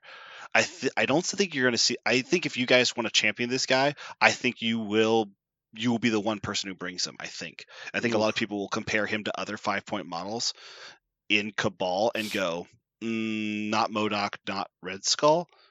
So I think they'll turn away from him. I think he's great, but I think he's strangely as much as you were right, Aaron, about all of your points, because he's not super consistent. He's not as consistent as Red Skull 2. He's not as consistent as MODOK. I think you won't see him as much. But Parker, that's just my hot take. You are absolutely right, Parker. No one should ever bring this guy to a tournament for any reason. Nobody needs to play him. He's bad. Please don't play him. If we did a round robin, this guy kills Red Skull 2 every single time. Aaron, we get to be Ultron Bros. I think Aaron, your observation of the fact that he's being slept on right now and nobody's excited about him, I think will be true probably always. Maybe I'm wrong. That's interesting. So in talking about the actual difference between them then, the big thing obviously is the range 4. He can interact people at noticeably further away. Uh-huh. And I know 2 inches doesn't sound like a lot, but with the geometry of the missions, it is a lot. Also having access to the throw and the bow are absolutely huge. He doesn't do quite the ridiculous amount of single target point damage that Red Skull does, like you said. But just like this model, he doesn't have action economy. And so he's much more vulnerable to short-range staggers and being thrown or bowed away. Ultron, in fact, is practically immune to control. There's very few things that will work on him short of large throws because he's size 3. And so, like, you can get in there and brawl with him with those effects, but then he's just going to do the exact same thing to you. Like, Red Skull is probably a better model than this guy. I'm not going to argue with that. Mm-hmm. But Ultron has a lot of stuff that Red Skull doesn't. So I do think they are different models, and there's different merits to playing them both. And so putting in, like, I could do 3 instances of damage, and, like, yeah, Red Skull hits a little bit harder than me, but, like, he's got an 8-dice spender with explosive force that throws size 4 characters. Like, this guy can get in there and shit on things sometimes. Like, he's not afraid to get in there and dump dice into stuff. And then when you're combining it with size 4 throws, his damage potential is similar. Mm-hmm. So I did the math. Go ahead. Okay. Fine. I was going to say, I think a better comparison than maybe is MODOK, because MODOK has the bow, MODOK has a throw, MODOK has a range 4 builder. He does live a lot longer than he should. I think that's a fair comparison. And then you look, okay, well then how much do you value the grunt? Maybe the grunt is amazing and really important, but unlike Red Skull's grunt, he's not dangerous enough to ever attack, like you guys were saying, unless he's, maybe crowding a point, which could be cool, like preventing somebody from stepping somewhere they want to. Gotcha. So that was my idea. Gun to my head, who would I put into my list in a gotta win the game versus the aliens to save the planet? Mm-hmm. I'd probably play MODOK 1 over Ultron at the moment, but I think they're interesting comparable models. I think that's a good parallel to draw. Yeah. Ultron is definitely better at getting in there and surviving against lots of, like, hard-hitting attacks. MODOK's better against, like, little attacks, but they're comparable. Aaron, you had a point? Yeah, I was just going to do the actual damage comparison between Ultron and Red Skull. Red Skull does an average of 6.8 damage to a defense 4 model. Ultron with a builder followed by a spender is 4.76, so about 2 less. That doesn't count his throw. Yeah. Or the fact that he's got the hard control of the bow. Correct. To me, the big difference is survivability. Right. Like 8 health, 445 is so much more survivable than Red Skull. Red Skull is a glass cannon. He's supposed to be one of the highest damage dealing 5 threats in the game, if not the highest. So I don't think you compare Ultron's damage output and say he doesn't do as much as Red Skull, I'm never going to take him. If your goal is to own the world with, say, Malekith, Red Skull, MODOK, then great. Maybe he doesn't supplant them in that team. But if you need a 5 that can go sit on the center line and not be afraid of Malekith, maybe you bring Ultron. Or maybe he does something else. Maybe that's not what he does. Yeah. But You're you also want to bring a not counting- survivable 5 who picks up an extract, sits on your Infinity and owns that side of the board. Okay, Ultron can probably do that better than Red Skull because he can take a hit. He can also attack from outside of the range Yep. that Red Skull can. But also, you're not counting the 2 attacks from the Ultron bots. Right. The So- 2 attacks on the Ultron bots are a thing. Right. So it's 2 attacks from Ultron bots, plus at least his 2 6-dice builders. They're also applying negative effects like bleed, which is going to add up over time when he's targeting multiple people. And then on top of that, you've got the throw and the bow. Like, he is a workhorse model, and he's going to completely dominate a flank of the table. And so I think that's why you're taking him as a Red Skull, like we've talked about, is you're doing it to do that. Like, I'm doing a point-blank shotgun to the face on this model, and that's all I care about is dealing the damage. And also his grunts score. So, like, there's totally different merits for taking them. You could also do really interesting things with these 2 models, like body block a D, to where medium movers just can't get past you. So you're just like, I'm going to put these 2 guys base to base on the inside of this D. Come, what are you going to do? You're not a long mover, so you can't have it. Like, sorry. Like, there's lots of ways. If your opponent's trying to rotate, they could stop that rotation and things because they're 2 medium bases. There's some things you can do without absolutely having the ability to contest and still prevent people from doing what they want. They're just not so super solos like the Hydra grunts. Explosive Force can kill his own grunts. So if you can ever line up the fact... So what you do is you throw a size 1 into them, and if you fail the blocks, you just double move them into range 1 and you shoot the Explosive Force attack. You also throw your size 4 person, your size 4 target into the grunts, which auto kills them. Right. Unless you hit crits on the blocks. Right. It does 1 extra damage. Yeah. The thing that kind of sucks is he has to be not dazed for his grunts to come into play. True. But you're also going to want to take other people who can destroy terrain to then be able to bring in his grunts. So that'll be an interesting kind of mini game within the game, if you will, is if you kill the grunts, can you ever keep them off the board? Yeah, I think you, he can throw train on his own. So, like, as soon as he comes back around to his turn, they'll be back. Sure, but then they have to live the activate. entire, Yeah, round. I get it. Well, I mean, the whole point is you put them in spots where, like, I'm going to put them on this objective, even though they don't contest it. If they die while they're there, you're going to take the damage. So Sure. it's free damage. Yep. But, yeah, I'm very excited to get this guy on the board. He looks really fun. I concur. All right, who's next? Next one is Captain Marvel, the Cosmic Avenger. A new transforming version of the Captain Marvel. We talk about evolutions, definitely a direct evolution of the previous one, back when they just put tokens on the board. Now it's a transforming character a la Ant-Man and Miss Marvel. All right, Jeremy, tell me what you like about Carol. I didn't like her before, and I don't like her now.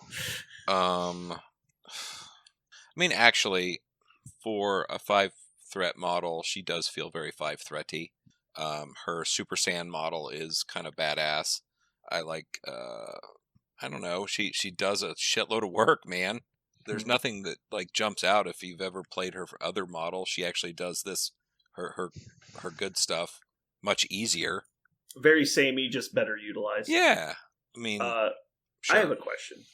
I don't need to power up to kick your butt. 0 cost reactive power. Am I insane, or would the only reason you ever use this be that you want to transform for the movement? I was going to say transform for the movement, or you really want like. I guess you want range 4. Right, you want range 4 on the attack. Like you want Photon Blaster range 4 in pursuit. No, so you're going to use that because she doesn't gain power for. She doesn't gain extra power for damage. She doesn't dealt. have builders. No. Mm-hmm. So she has an innate ability on her normal side. You call that a punch. Yeah. Basically ornery. She gains damage. She gains extra power when she takes damage. So if you end your turn with like 2 power, and next turn you're going to want to do fun things, the only way to get back to being able to do fun things is by gaining power, which she can't do on her binary side. Well, she can still get power for taking damage and normal power-up power. Mm-hmm. Sure, I guess. But if you're on your binary need... side with 1 power, I'm never going to attack you. Like, good luck to you. Well, but if you're doing binary blast, you only need 2 power for the turn, really. I mean, if you maybe 4 if you want to throw stuff. Sure, And but she can double builder on her regular side with the exact same amount of dice. Sure.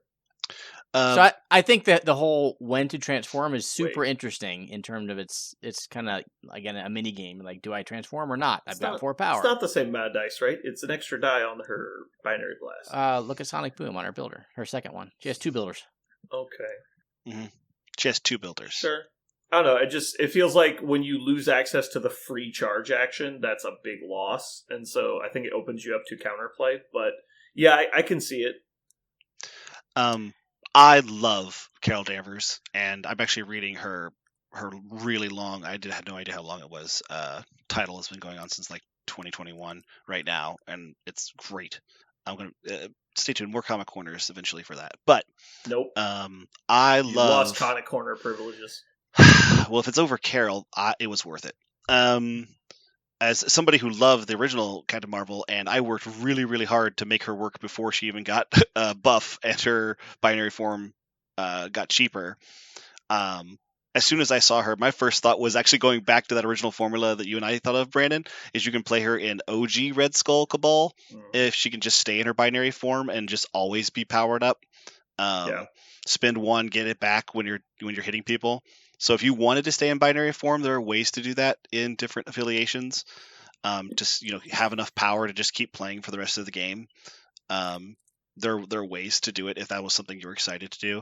I loved the enhanced energy absorption because it's another way. Like if you just sticking her up against energy people, they go, I guess she's just immune because she's nearly immune. Also, really it's now energy and mystic. They added mystic. It used to just be energy. She has like the Doctor Strange one. Right, and so that is yet another way for her to gain power. I think she will be in binary form a lot more than people think she will, especially if you're willing to put her down in the right matchup. Henri, of course, is going to get it up pretty fast, but if you put her in affiliation that's going to get her a little bit more power, like Inhumans or A-Force, she might be an A-Force member. There's a good chance she will be. There's going to be a lot of places where you can get her 6 power, and then she just is in binary form for the rest of the game, and she no longer has to pay the tax. She's auto-pushing with a binary blast and a free charge. Warbird is fantastic. And even if for some reason, like you guys said, you wanted to play that mini game of going back to her small form, it's not like she goes to a super weak version of herself. She's still Superwoman. She's still she's strong. Still very effective. Yeah. So I'm curious if she's going to get played with the new Steve, because she has a lot of dice triggers on her abilities, and so basically guaranteeing all of those is really cool. But also, it's going to cause you to have a higher power output because she's spending a power once a turn for the leadership. And so because of that, she'll be transforming back and forth more often. But transforming back and forth also increases her mobility. So it's going to be kind of like Ant-Man. It's like, oh, free charge, then transform. And it's like all this cool stuff. So I think it'll be really cool to see her on the table. I'm kind of excited to see how it unfolds. I'm going to attempt to play against her, root her, and keep her at 0 power and unable to transform back. That's my mini game I'll play. So you root her and then like mutant absorption with Rogue to drop her to 0, or she powers up to 1. Okay. She uses binary blast once, goes to 0 power, but can't use her 0 cost power anymore. Yeah. So she doesn't get a second action other than to move. You should root her with Loki on the board and just laugh. It's like, oh, does that cost 2? Oh no! What's funny? The one thing I did like about her, the reason why I'm so excited to play her, and you, Aaron, you can play her when I play her because I'm going to play her. She's probably the model I'm going to put down first out of this box because she just goes in a lot of the things I already love to play. But one of the things I'm excited about her is the old Carol had one thing that I didn't like is that she was a turret. She was a fantastic turret, but she just kind of stood there. And as soon as my opponent displaced me, you had to displace me really far, but if they could displace me really far or just moved away, I was like, here we go. I guess I got to move with Carol. And you just lost much of that value. That's why she was so good with Red Skull 1, because he just puts her right back. Right. But the fact that this one is so much more mobile, it's going to be a much more dynamic model. She's going to feel a lot more like Captain Marvel and not like Iron Man should have felt. Right. Yeah. He's like, I'm going to turn on Friday AI and just blast everybody. It's Right. like, that's not. When that's Just not start Marvel. blasting. Original Carol So was anyway, I was started not blasting. original Carol was not the one that flies through spaceships and punches Yeah. Thanos in the face. This one is. Yeah. She's the one that's bored and apathetic while killing everyone. Right. No, I'm also very. This is number 2. I'm happy to play this character. Looks a Who lot was of number fun. 3? I don't remember. Was it They were all was it- mixed together. I have 1, 2, Steve and or- 7, 8. It was Steve or Red Skull. Also, big deal with me. A 5-point character immune to incinerate, poison, stagger, stun. Like stagger, stun in my 5-pointer Oh. immunity. It feels so We're good. getting So we're hold getting on. a little excited with the fucking immunities, guys. Yeah. I love like immunities. either 1 or 2, not 5. Fucking grow your shit up. Like either everyone needs to have 2 or no one gets 5. Like pick one. Yeah. Dormammu's getting worse. Yeah, as the days go Dormammu. Every day you look down Yeah. at the clock and Dormammu got We one look worse. we look over to the distance and there's a little hourglass that's broken and sand is pouring out of it. And there's no sand in the top anymore. But somehow the bottom is always just pushing sand out. And it's like that's Dormammu's lifespan. Like Yep. I'm super happy that fella. Carol's the one putting the nails in that coffin. I love that. That's perfect. And it's not Carol, it's the Stagger. game. Yeah. All right, we got one more. This was a hard character to find if you were real quick on the pause. And I you would got some actually magnifying do glasses. we want to do this one? Yeah. Because it's Yeah. like it's such a bad picture that people at home probably won't even be able to read it. Oh no, we're not gonna like. Well, like next week, the rest of them will be spoiled because they're doing demos at Gen Con. We just do the rest of them next week. That's true. We could do the rest of them next week. Do we? Okay. So, long story short, if you want to get out your magnifying glass, you can go check out Black Widow. Yeah, you got a magnifying glass and like an approximation of what letters look like, and you can do a Yeah. cipher to figure out what Black Widow does. Yeah, she is. She's on the top of the stack in the spoiler picture. So Uh-huh. if you zoom in real close, you can see what she does. It does look interesting, but it is a new point for Black Widow in the game. So Mhm. there's 3 tiers of Black Widows now. right. If they are eliminating all 3-pointers, does that mean I don't have to play against X-23 anymore? No. Is it just me, or is it weird that in the stack we also know, of course, that Peter Parker Spider-Man's getting a new one. Mhm. So the 2 characters we have that we have the most versions of are both the Spider affiliated. Black Widow, we have 3 Natashas, and we have 3 Peters now. Spider-Man. How is that the Spider affiliated? Well, they're just Spider named. They're just named characters. They're not Spider affiliated with the Oh, the affiliation. Black Widow Spider. Yeah, the Black Widow, Spider, and Spider-Man. I don't know. Is that something I should So, think? Is that anything I guess should think? I have a little thing I want to get off my chest here. Yeah. I feel like names mean a little too much to you. Like Because- Osage Orange. I don't know if people know this. I feel like I have not been saying this enough to the world at large. And now that we are multi-international, we have multi-dozens Global. of nations that listen to our podcast. Multi-dozens. Yeah, multi-dozens. Multi-dozens. That's a We call that's a them the name. Mol- That's the a name I like. Moldins. I The like Tens of Moldins, 30s. Yeah. So Parker, I'm gonna reveal a confidence here that you told me in private. Your 2 favorite characters in the Marvel universe are, Mm-hmm. and I want you to understand that this needs to be out in the world. Okay, The 2 characters are Peter Parker and Parker Robbins. that's true. And yet you claim that it has nothing to do with their It has names. nothing to do with their names, as far as Okay. As I feel far like as you I need- know. You Guys, need the guys, deep therapy. guys. Like the I- hypnotism I therapy. think there might be something subliminal there. I'm not gonna count that out. There might be some subconscious love thrown their way. I feel like you Didn't you just drive a like, blue Lancer? He does. I do drive a blue Lancer. Yeah, and you played Signar, Signar, right? and yes, they had You Lancers. used blue Lancers. I'm not going to say I didn't love I think that. you're right. You don't really. Yeah. Yeah, this no, Okay. it's fine. You're fine. Parker, I'm just saying that you need professional help. Help I can't give you, but help I want for you. Thanks. Okay. We're going to move on now. Is this where the intervention started? There we is start? one final piece of news. The former starter box is going to be divvied up into 2 groups, because we've got the Web Warrior rival box already with Spider-Man and Doc Ock. So the other 8 models are being split into their 2 affiliations, Cabal and Avengers, and they're going to be released as affiliation boxes in the future. So the old models will still be available with their updated cards, and the new core set will come with the 2022 card pack and new tarot card size mission cards that are going to replace the print-to-play Crisis cards we currently have. And the reason they're going to tarot size is they're going to include mission deployments on them. And so that's all things we can look forward to in the future. That's going to wrap it for our episode today. Please stay tuned if you like movies. And if you don't, hopefully you enjoyed and you had a good time. This has been Brandon. And Parker. And Jeremy. And this is Aaron. And you've just listened to The Gang Reads the News. News.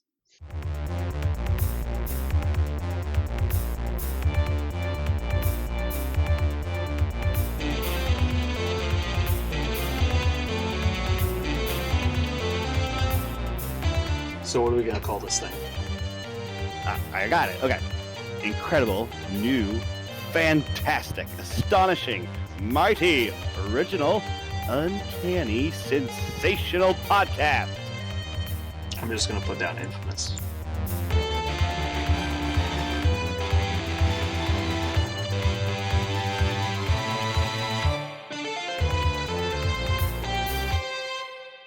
And we are back.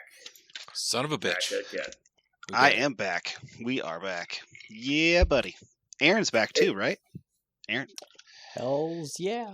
Oh, man. I have a question for Parker and Aaron. Mhm. So first of all, did you guys listen to the podcast that you guys missed? I absolutely did. Okay. Can you tell where Jeremy's computer just completely shit the bed? Oh, no. Yeah, I bet you wouldn't even know, right? Yes. Great job. Since you talked about it, did you Yeah. really listen to it, Parker? He You just didn't fucking listen. dimed yourself Definitely. out. Holy shit.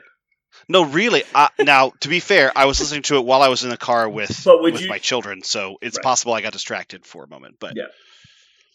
But like, without the fact that we talked about it, Mhm. would you know exactly where it happened? No, I No. don't remember. I would not have. No.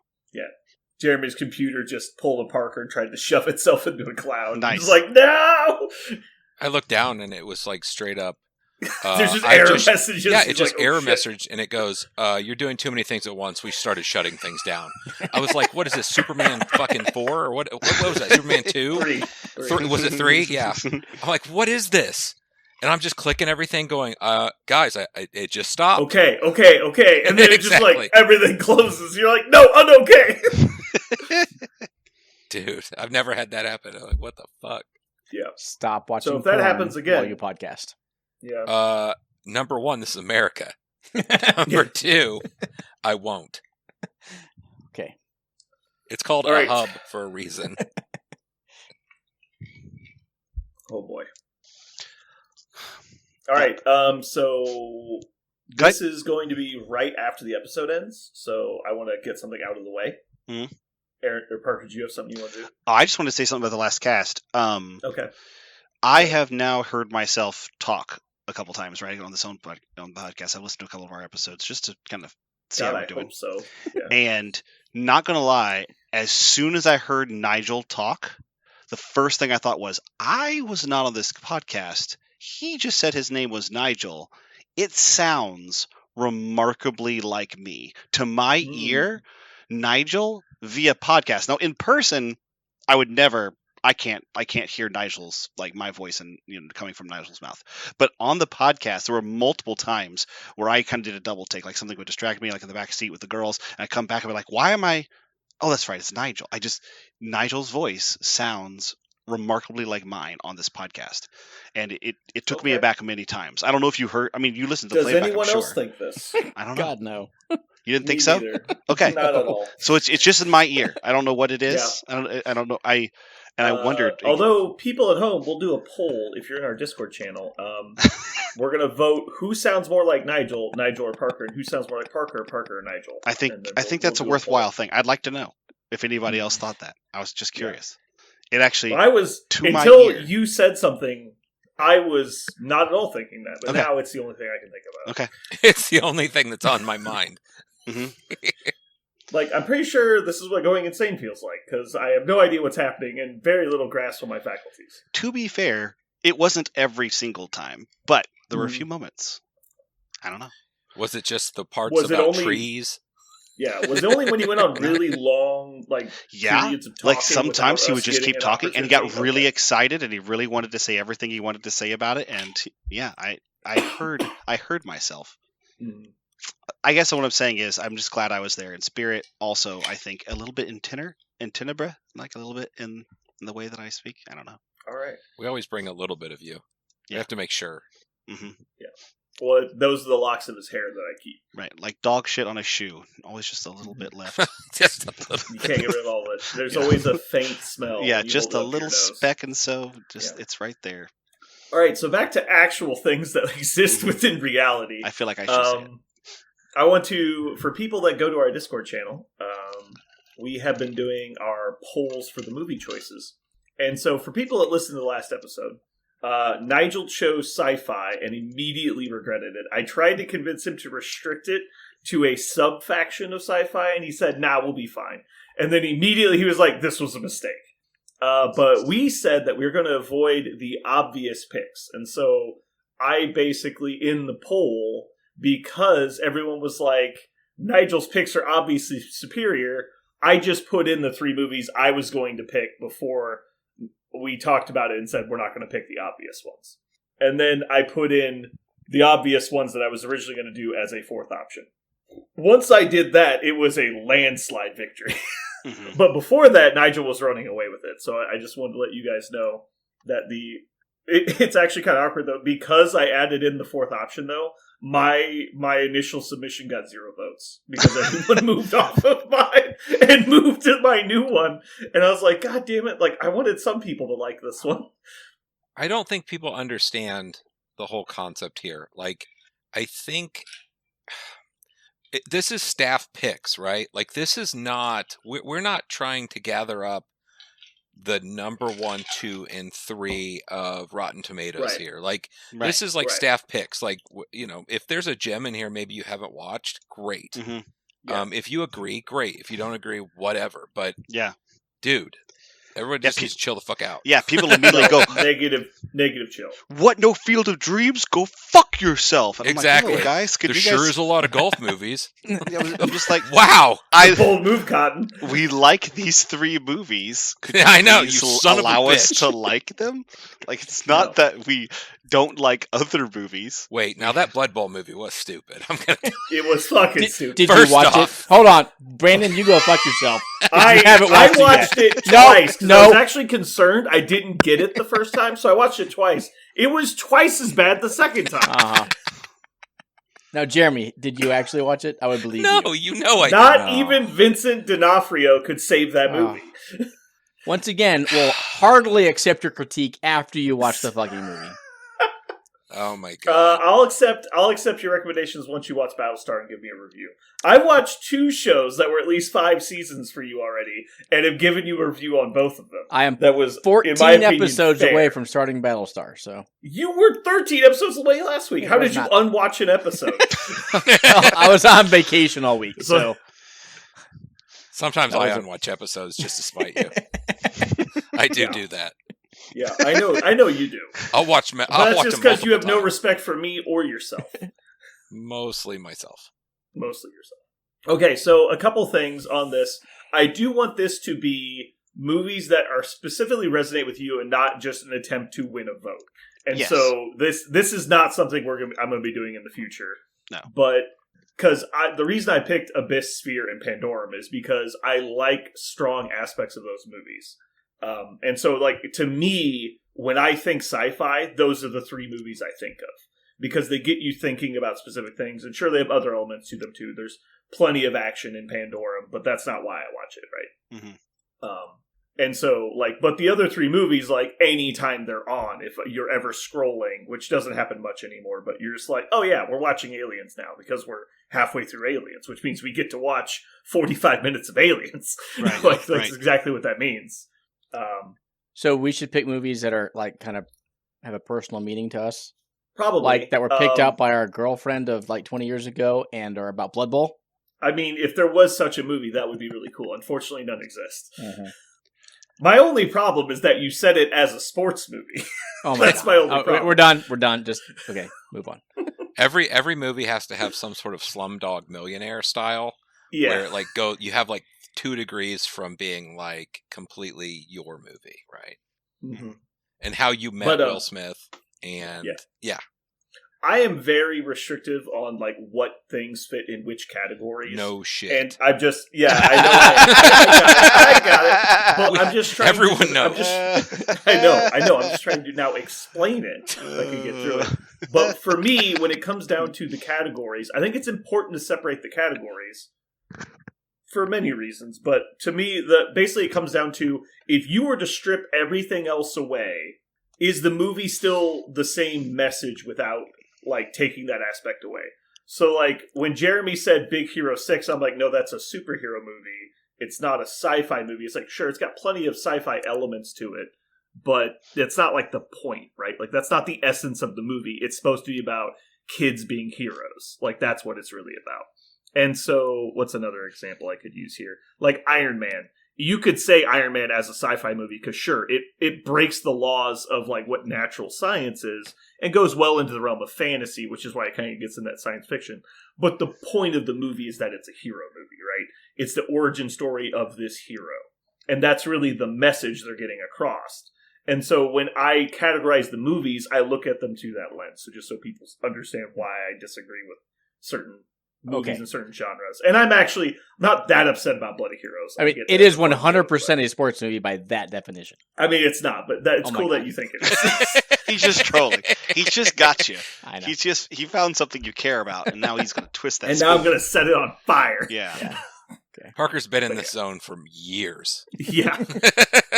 Dude, Parker's still been trying to get me to watch something called Spriggan. I just won't fucking do it. Oh, man. One day. If it was on any streaming service that existed short of piracy, you're right. I probably would. I think it only exists now on YouTube. It's like entered the public domain at this point. It's like I know, right? It's like Steamboat fucking Willie. It's just out there. Ooh, bad choice. We'll steer clear of that.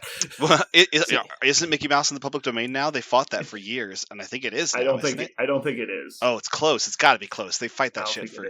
I think they killed somebody to make it happen. Yeah, I know. They sacrificed a goat to a god, and Yeah. It's dark blood magic at this point, yeah.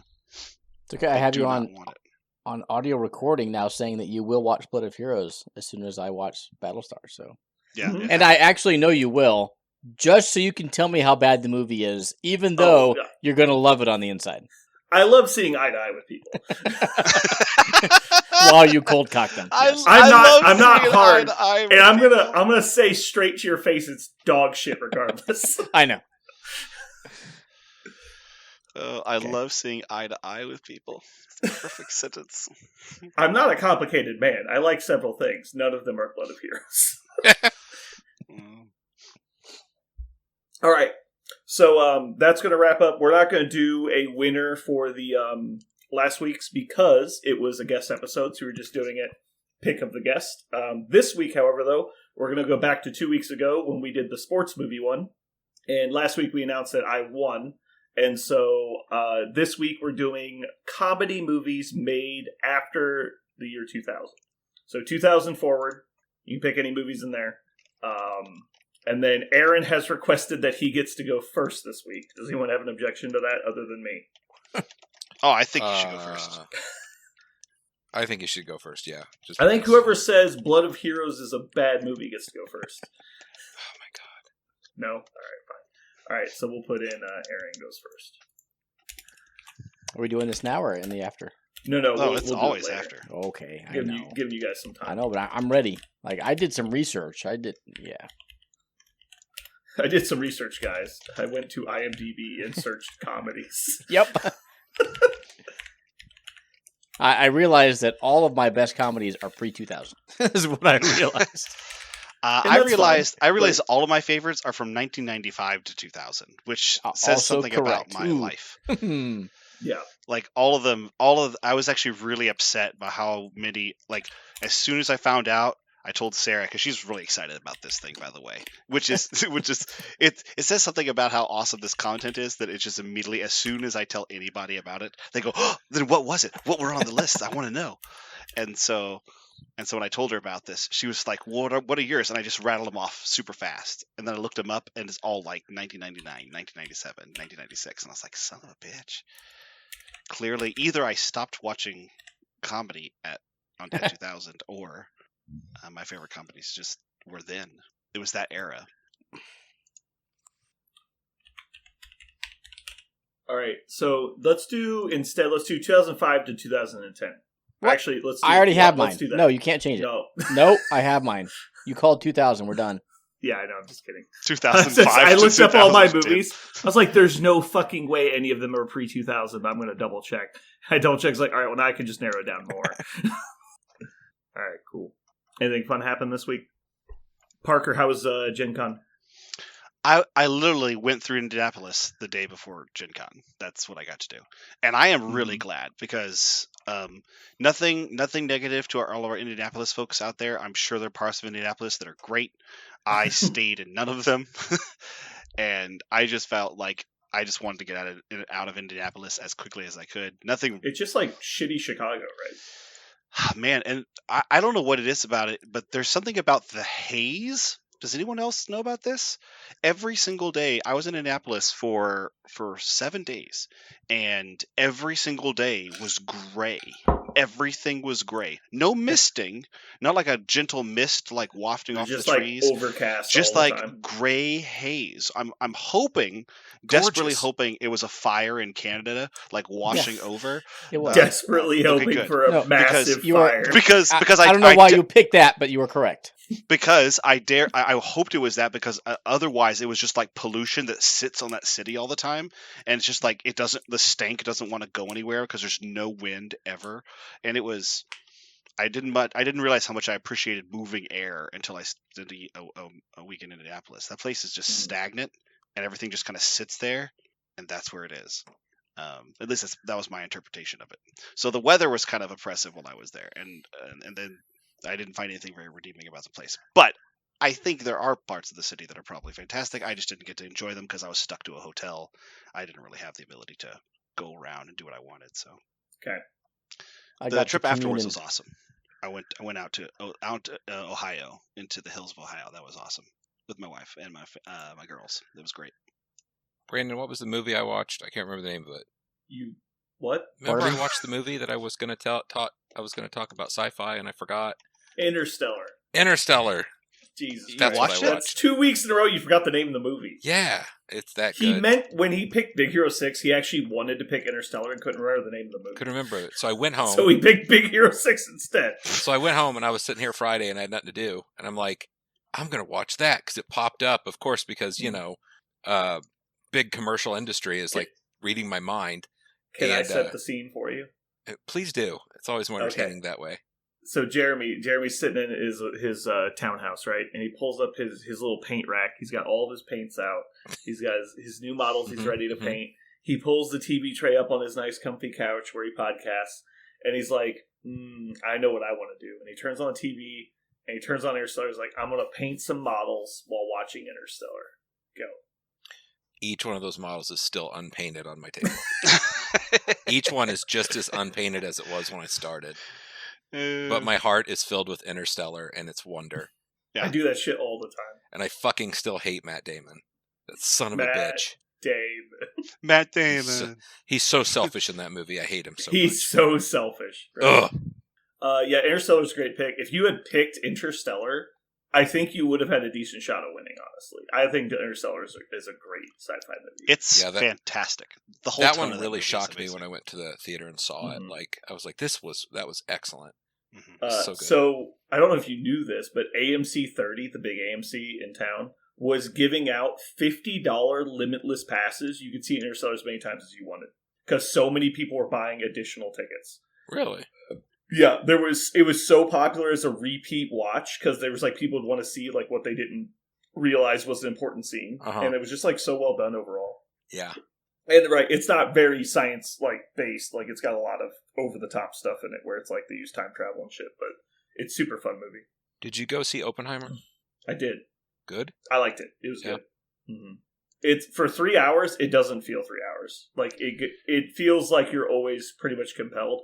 I will say, definitely don't take kids to see it. It is way more sexual than I expected.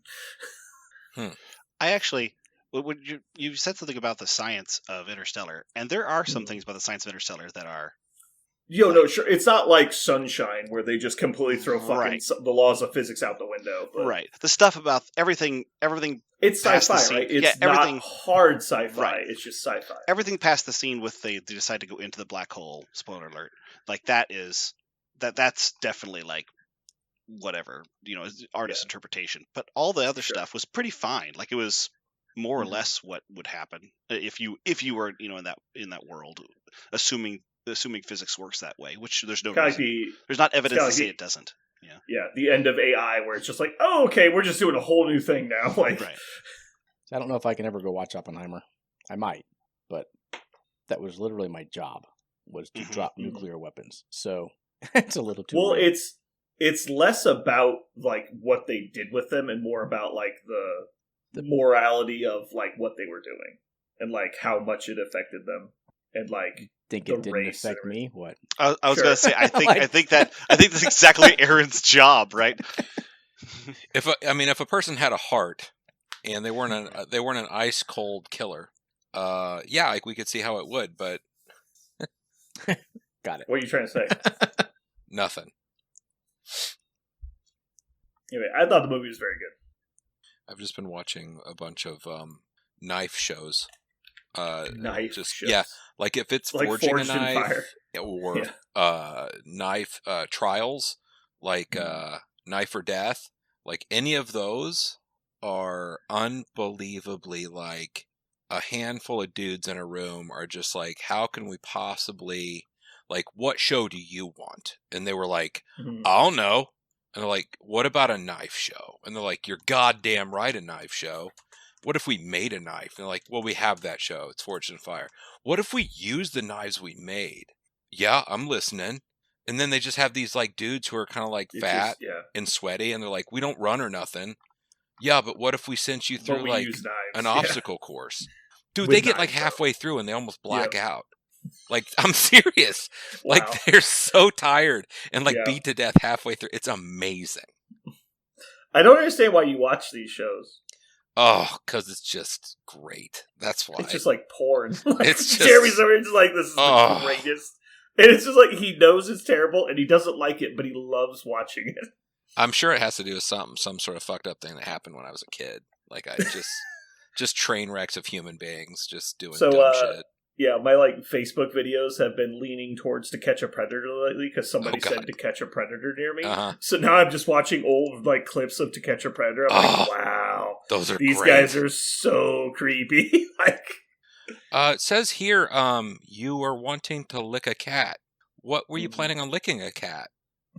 it's just like Oh. like, well, they're not really hot messages when you just read them out loud like that. God, that show is crazy. That's just It crazy. is pretty nuts.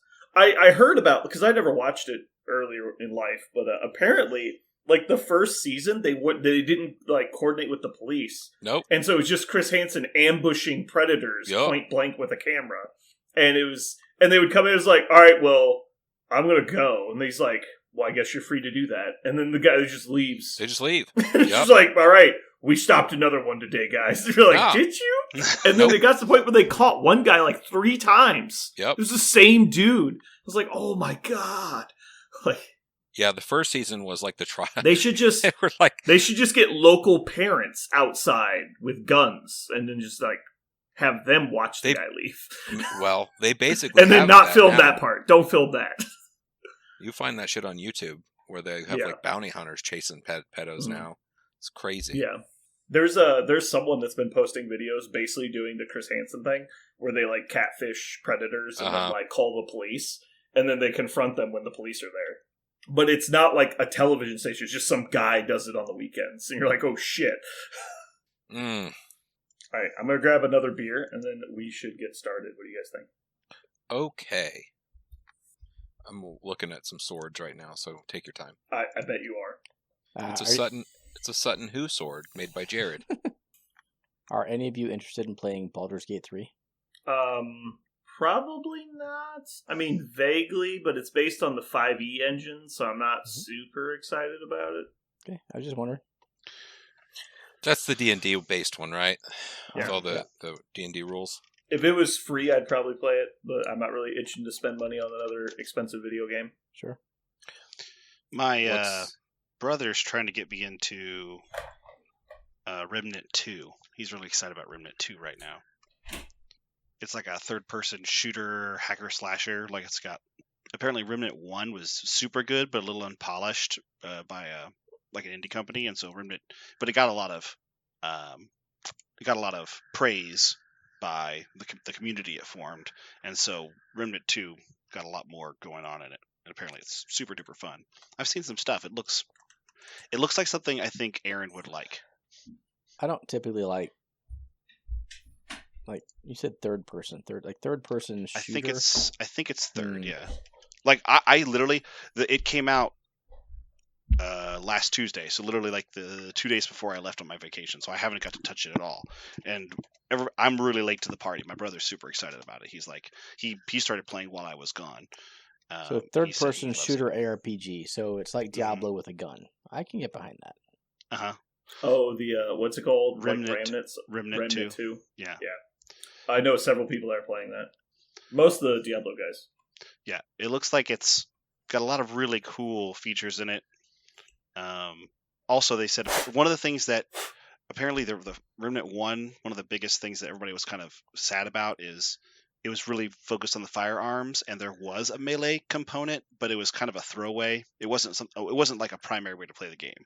And so something they wanted to do this time was actually reward players for wanting to try to kind of put down their gun and swing things at things. I say things because it is really wacky. The weapons are wacky as hell. Yeah. So it looks fascinating and fun. It also looks like your jam, like an indie game making an ARPG, like wanting to do something different, make it like endlessly playable, supported heavily by the community. Sounds like something Aaron. Oh, also it's a little bit cheaper. I think it's only $50 on the base price is just a little bit cheaper than other games right now. It is. I'm looking at it. Should we talk about Diablo? No. What's And going how on? the company ruined its fucking game with a single update? You mentioned that last time. On the, Oh wait, the last that's all. cast. That's all I wanted to say. Okay, We're cool. done. Deal. So, whatever. No, I have to rebut just a little bit. So I haven't played it very much, but yeah, I actually think if you take a step back, the changes were for the better. They just released it in an advanced beta state on release, and they shouldn't have done that. Yes. You should not pay a premium price tag to play the beta. Like, that is dumb. Right. And so if they were going to do something like that, they needed to just put the money into playtesting it and then fix it. Sure, but if you just picked up Diablo in, let's say, 2 months from now, after it's gone through its first 3 months of trial and error, I think it's still going to be a very good game. Like, I still think the actual open world campaign is gorgeous and probably worth the price just by itself. Oh, I liked the game before they nerfed my character a bunch. Right. So the that's problem just my is, problem. yeah, I totally get it, and most people have that issue. It's like, you nerfed my character, fuck you. Well, take a step back. What if you just built a new character now? They also nerfed all the monsters. So, anyway. I feel like I lost about 3 weeks of progress that I had worked through, and so if I'm going to pay a premium and then grind, and then you're just going to waste my time, I'm pretty upset with that. I'm waiting to see if the next update fixes it, but so far I'm not excited. Sure. We good to go?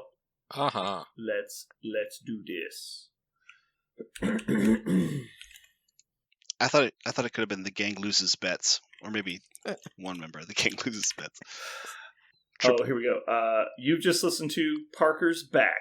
We're sorry. That's not what it should be. That's not what it should be at all. That doesn't make any sense.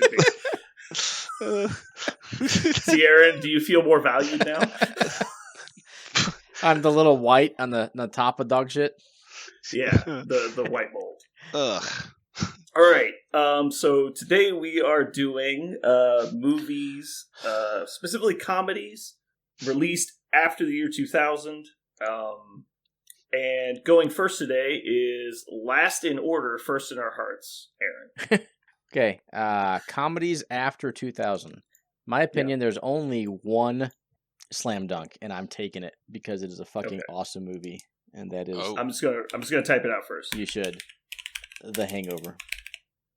Oh, I have to backspace. Mm-hmm. No. Stole mine. Yeah, I know I Nice. stole yours. I was Damn it, that's a good one. Because that is a fucking amazing movie. I don't love like super slapstick, so it's almost borderline too much in that direction, but it doesn't fucking Okay. matter. Those guys are so hilarious. Okay, I do like me some Zach Galifianakis, and what's his name? Bradley Cooper has grown on me over the years. All right, Parker and me have a what's called Suicide Pact, so I'm going to go next, and I'm going to say Grandma's Boy. I knew that was Okay. coming, and I was so excited for you to say it because it's your favorite movie. You talk about it so much. It's not my favorite movie, but it's the movie of the three I'm going to choose that I feel like might get stolen. Because I don't think you guys are going to name the other two movies. And if you do, I will never forgive you. I don't think anyone's Never. I don't think anyone could pick mine. So let's see how that goes. Well, Jeremy's next, so I we'll know. see how Jeremy's goes. Well, I'm going to choose the other obvious one, which I absolutely love to watch anytime. Dodgeball. Love that movie. It's fucking funny every single time. Hell yeah. Aaron, was that on your list? So I actually have 6. Okay. That was not. So it would have been one of my top 3 had we not chosen it for sports. But I highly concur, Jeremy. It is a top notch post 2000. 2004. I quote the scene where they're doing the car wash, and they have that one guy keeps coming through to get his truck washed by the Luke Oh guy, yeah. and he's just like getting there all nice and deep. Like I say that to people daily. Oh yeah. It's a highly quotable movie. Yeah. Nobody makes me bleed my own blood. Our captain was crushed by 2 tons of irony because he got crushed by a lunk of the Irish side. Oh my god. Patches O'Houlihan. I quoted the Oh, yeah. dodge stuff. I was like, the 5 Ds of dodgeball: dodge, Yeah. duck, dip, dive, and dodge. Yeah. And Simon was like, "You said dodge twice." I'm like, What? "Yeah." And Yeah, he's that's like, the point. "But why? But you said dodge." Like he didn't understand. I was like, "Are you fucking telling me you've never seen dodgeball?" And he's like, "What's that?" I almost strangled him. It's a true underdog story. Yeah, It I is. know. I mean, All right, so many good things from the pre-asshole Lance Armstrong cameo to Yeah. the Oh yeah. my I can't favorite. get enough of that ESPN 8 The Ocho. the, Every time someone says the words ESPN 8, I cannot physically not say The Ocho. Yeah. my favorite part in the whole movie is when they get the costumes mixed up, and they're just like, Oh yeah, "Guess we they have gotta the go. BDSM guess we- costumes. Guess we gotta go play." Oh my We're god. gonna forfeit if we don't get out there. I was like, "Are you daddy? I guess this is yours." Dude. It's But just yeah. every 2 minutes there's just good Yeah. jokes in it. Yeah, whole J- movie. There's a guy on our Jay- team dressed like a pirate. Yeah. Jason Bateman's character is so the opposite of every Jason Bateman character. Yeah, Pepper Brooks, the announcer. yeah. That I love. It's a bold move, Cotton. Let's see how it goes for. I love how he just like commits hard to that total throwaway character. It steals it. It's Yeah. awesome. Secretly, the third judge the whole time was Chuck Norris. Yeah. And he gives him the thumbs up. Yeah. I won that tournament. Fuck you, Chuck Norris. Yeah. Just such a. It's so good. It's such a quotable movie. Frankenstein. All right, to Parker, you're up. Frankenfine. So my Laser. Blazer. Taser. Blazer. We got so many Azers. Blaze, Laser, and Blazer. Those. Okay. So mine is super fast. As somebody said, as soon as somebody says comedy, not close. My favorite homage slash spoof. I don't know how they accomplished this right down the middle. Hot Fuzz. I love the movie Hot Fuzz. Hot Fuzz is the only movie I actually I missed part of the movie because I was crying so much. I actually lost like 4 or 5 minutes of the movie the first time I watched it because I couldn't handle the jokes. Every 4 seconds is a joke, and you can watch the movie 5 times and still find jokes that you didn't remember the last time. It's amazing. A cinematic achievement. Also, how do you like make fun of Point Break and Bad Boys 2 and also somehow make the movie that also? Like the entire last quarter of the movie is just an action movie a la the movies they're Bad making Boys. fun of in the first 3 quarters. Like, it's perfect. The scene where it's revealed, like, he has this great Machiavellian plan for how, the murders have been happening, and as it turns out, it's just a bunch of old people who really want their town to be a certain way, and that's it. Like, that's the whole motivation. Like, I love everything about that movie. Is just spot on. Hot Fuzz is my favorite one of that like series of movies. Yes. And the scene where the guy's loading the shotgun, he's like, shame. Yeah, shame. It's like, I use that GIF daily. Yeah, Simon Pegg, Nick Frost is like, they've done a bunch of stuff together, and that one is spot on. All right, Parker, you're up again. I'm going to go with my other laugh cry. I fell out of my chair at the movie theater, and that's Team America World Police. Good one. That movie is one of those that I think I'm going to alienate some people with it, because you can definitely watch that movie and not find it funny. But God damn, that scene, the sex scene is one of the funniest things I've ever seen. Like, everything leading up to it, where she says, I can't make love to another man after my husband died. I just couldn't imagine losing someone. I could only make love someone if they could never die. The marionette turns. I will never die. She's like, you have to promise me. He's like, I promise. Just like, fucking, I swear, I will never. No matter what. And she promise. She goes to shush. They go to shush him, and the marionette hand just like scrapes against the eye. Because I love how they left in every terrible marionetting like they couldn't do correctly. The part that won the movie was the opening scene where the marionettes have a kung fu fight. And it's just 2 marionettes bumping against each other for like 20 seconds, and I just was crying. I was crying. Yeah. So, anecdote real quick. The Alamo Drafthouse was going to show the movie The Interview, which is also a fun comedy that you should probably check out. And because of the threats that Kim Jong-un would, nuke the U.S. if we showed that movie on release day, they instead, anyone who had bought a ticket for The Interview got a free ticket to a re-showing of Team America World Police. It's just like, bro, you made the wrong decision. Like, it was so much worse. Like, it's like, they actually portrayed you in a fairly decent light in The Interview. Yeah. All right, Jeremy, you're up. I'm gonna go with a kind of a deeper cut here that always fucks me out of winning these things, but I absolutely love it. Euro Trip. Have you seen that? I have. That's a good one. Oh my god. It's definitely the best of the Trip movies. If people haven't seen it, Jesus Christ. It is just so good with jokes and cameos. There's just people in it like all over the place, and like so many of them are young, and now like you see them in movies and stuff and they're all grown up, but it's just Euro Trip is one of the National Lampoon's movies, right? Yep. Yeah, so in my opinion, it is like the Grandma's Boy of Happy Madison. It's like, it was the lightning in the bottle where like the whole movie was great, not just parts. Oh my god, just every bit of it. Where they go to the party and they're all dancing around, and all of a sudden the boyfriend that is sitting there listening, and the guy at the stage is singing the song about him not knowing that the girlfriend is cheating on him. Donnie doesn't know. And everybody's Scotty singing it. Scotty doesn't know. Scotty doesn't know. Scotty doesn't know. It's Matt Damon singing it. Yeah, well, it's Matt Damon. Yeah. It's Matt Damon acting it. He didn't actually sing it, is what I understand. Sure, I didn't think he was actually singing, but Matt Damon is playing the singer who is singing Scotty Doesn't Know while making out with his girlfriend on stage. Yeah. Oh, and then they drink name absinthe. Is Scotty. They drink absinthe, and like he fucking makes out with his sister, and they're like, "Oh Jesus Christ!" We can't tell anyone about this. And they're like, "You made out with your sister." Just endless things like that. But yeah, I love that movie. It's so funny. Okay. So I have to tell you guys, my heart's been in my throat this whole time. So we'll be desperately that you guys didn't pick my movies. All right, so I got my second one ready. Idiocracy. I quote this movie daily. I know you love. I literally That's told fair. Parker the 3 movies I was picking. Okay. And I was like, no matter what, you can't pick these 3 or I'll kill you. This is not an exaggeration. I will kill you. Idiocracy was on my top 4. I took it off for you because I was like, I'm not taking it from Brandon. Yeah, you showed me that. I feel like I have to preempt this. This is a lot like Team America. This movie is offensive. It is intentionally offensive. It is a satire movie. It is making fun of how ridiculous society has gotten.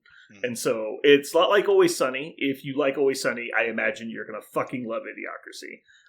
But it is so absolute. It is one of the most quotable movies I've ever seen. And it's so funny because of how realistic it is. A lot of it, my friends call it the documentary. It's so great. It's a Mike Judge film. It's super fun. Also, the cast knocks it out of the park. Like Luke Wilson, they Maya do. Rudolph. They sell it so hard. This is Terry Crews early in his career. Yeah, early Terry Crews, who plays President Camacho. Oh God, oh the my smartest God. man on the planet at the time. Yeah. Anyway, without spoilers, let's keep going. Aaron, you're up. You got 2 picks in a row here to close it out. Okay, well, my top 2 are still on the board. Number 2 is going to be Horrible Bosses. I love Horrible Bosses. Good choice. Yes. Bottom line, have you ever had a boss? Yes, you should watch this movie. God. Jennifer Aniston. Charlie My Day's God. breakout role. Out of Always Sunny, yeah. Yeah. Not Patrick Bateman. Jason Bateman. Bateman. The guy from Ed Holmes, the guy from The Office, I want to say. Yes. The Ed guy Holmes. who plays Andy. Yeah. You got it. Okay, and then Wait, is that? I don't think Go that's him. Anyway, keep going. my quote. Ed Helms. Ed Yeah, I'm sorry. Sorry, Aaron. Please continue. Am I here? Can you hear me? I cannot. Just speak louder. Aaron's done. All right, my turn. No. So number 3 is Zombieland. Okay. This has Good a one. little bit of a backstory. I don't actually think it's like the best movie, but I started to watch this movie for some random reason, thinking it was just like a B-rate, zombie flick. If you have not seen it, you should expect a B-rate zombie flick because you will be so ecstatic when you get done watching it that it was not a B-rate zombie flick. Yeah. It has a lot of self-deprecating humor that pokes a ton of fun at the genre while also being an interesting movie to watch. It's kind of like Hot Fuzz in that it's an homage and a spoof kind of at the same time. It holds it up as art and also shows you its underside and how silly it is. It's really good. Yeah. Yep. That scene with Bill Murray just Yep. kills me Yeah. every time. The whole And the whole Woody part of Harrelson it. kills it too. Yeah, Yeah. Bill, He's so good he at it. knocks it out of the park. Yeah, Woody Harrelson totally kills it. Bill Murray is one of the greatest cameos in the history of cinema. Yeah. Dude, Bill Murray is like a god now. That movie playing- cemented him in Olympus. Playing himself as a zombie and just so Playing funny. himself, playing So a he can play zombie, golf. playing him. Yeah. You want to play golf? Yes. Okay. He's so good. All right, my final movie. I cannot emphasize enough. This is an amazing film. Macgruber is a Oh, you got satire that one too. film that is it's a Saturday Night Live spinoff from the Macgruber character. It is so fucking hysterical. I cannot believe that this movie is not seen by more people. Every time I tell somebody about Macgruber, they've never seen it. I'm so surprised. It's got Val Kilmer in it in his role of a lifetime. If you like Val Kilmer, please see this movie. If you like satire movies, please see it. And if you just like comedy in general, please see it. It is so funny. Jeremy, you're up. Probably one of the funniest movies of all time. Super Bad. That Superbad's movie good. is just fucking hilarious, start to finish. For just I don't know, everything about it's great. This is a great movie. Coming of age movie, just fucking amazing. This is actually going to be one of those that I will say, I watching it when it came out, I loved it, yes, but watching it later, it lost its magic really fast. Its veneer really faded quick. Maybe it's just I can't do coming of age movies anymore, but I thought I could. But when I watched that one as an adult, it immediately I was just kind of like, ugh, these kids are gross. Well, you're also a teacher. Yeah, that also doesn't help. Yeah. I will say that I think that this movie ages very poorly. It's definitely a place in time movie because it really encapsulated the transition of the last generation to this generation, and it was you don't really have cell phones yet. We're not in the information age yet. It's still before children could afford cell phones, but it was when everyone was just desperate to get alcohol and be popular. And it's a high schooler movie. It's definitely the best high schooler movie I think I've ever seen. Like, if you like 21 Jump Street, I think you'd also really love Superbad. But that being said, a lot of people have seen this movie. It's a really popular movie. Yeah. So I think it's great. But it definitely is a place in time movie. Yeah. So I get to finish it off, huh? Yep, last pick. This last one really blew me away that nobody picked it. This is the one, I didn't think anybody would pick mine, but this is the one I thought Jet would get Li's picked. the one. Strong pick. Okay. It's actually Tropic Thunder. Ooh. You want to talk about Cancel. you want to talk about a movie that kind of like Guardians of the Galaxy from the very beginning. You're like, I'm gonna love this movie. Like as soon as the title ran, I was like, I'm gonna love this movie. As soon as they did the previews that aren't previews in front of it, That was fucking amazing. that was Scorcher it was 6. I was crying. oh my gosh, it was and that's like literally moment 2. Like you're 2 seconds into the movie and you're already realizing what this movie is going to be. It's so good. One of those movies that it's also a phenomenon because people talk about it always as, how did this movie get made? How did this movie get watched? How did this movie get loved? Like, because it has so many things that break all these very taboo, stereotypes that you're just not supposed to touch these things in cinema, and they just do, and they just roll around in it like mud, and it does, and they come out clean on the other side. A lot of the really dark stuff that they do, they're pointing fun at how it's not okay to do those things. So it's not like coming at it, it's like, man, isn't it fun when like this guy does blackface? It's like, well, no, because he's the asshole in the situation. Like they're saying this isn't okay, but isn't it ridiculous that some people think it's okay for them to do this shit? Right. And so, like, I think that's why, much like Idiocracy and stuff, like they're making fun of the people who think this is acceptable behavior. But yeah, Tropic Thunder is definitely A++. Like, it's a great pick. Also, like Tom Cruise's cameo in it is so over the top and weird and awesome. Even like the straight man, Jay Baruchel plays like the straight man, right? The only like normal person amongst these actor crazy people. He is actually really funny in it. Like he has great lines. It's awesome straight. Like Jack Black's one of my favorite. He's one of my like actor heroes. I love him. So it has just wonderful movie. I think this is Tom Cruise, Ben Stiller, and Jack Black's best performance as an actor. Like, I'm not kidding. Like, all three of them literally just home run swing Grand Derby. Like, they killed it in their roles. But Robert Downey does a lot of work too. Robert Downey does a lot of good, but he's a great actor, right? Like we've seen him do great acting. And sure, he is amazing in this movie, but like it's nothing that you haven't seen from him before. It's like, most of the time when you see Tom Cruise and Ben Stiller, they are themselves in movies. Jack Black is very much typecast as Jack Black in movies. And he is very much Jack Black in this movie, but his character is fucking insane. When you say Ben Stiller, do you mean Simple Jack? Yeah, Simple Jack. He got an Oscar nomination. Would have been nice. Also, this is the movie that introduced me to Danny McBride. This is the first time I remember seeing Danny McBride. Oh, yeah. Yeah, and everyone knows Danny McBride is the explosives expert. Yeah. Mother Nature just pissed its pants, dude. Also, now I know the sound it makes when it lies. Like that line. Oh, God, Nick Nolte. Yeah. Nick Nolte, but also Danny McBride playing opposite Nick Nolte, and like that dynamic was just so much fun. There are so many things in this movie that are just like playgrounds, right? Just these guys got to play with this amazing content. Yeah. It's so fun. Yeah, like lightning in a bottle, 100%. Could not recreate it or make it again. No. Shot. No, don't.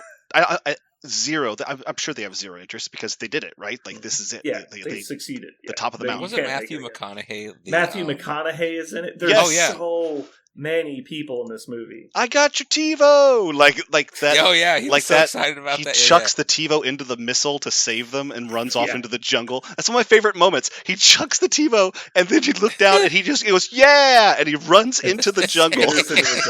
He just disappears into the jungle. Like I love that. So nuts, yeah. It's exactly the right amount of campy. Oh man, yeah, no, 100% great pick. Yeah.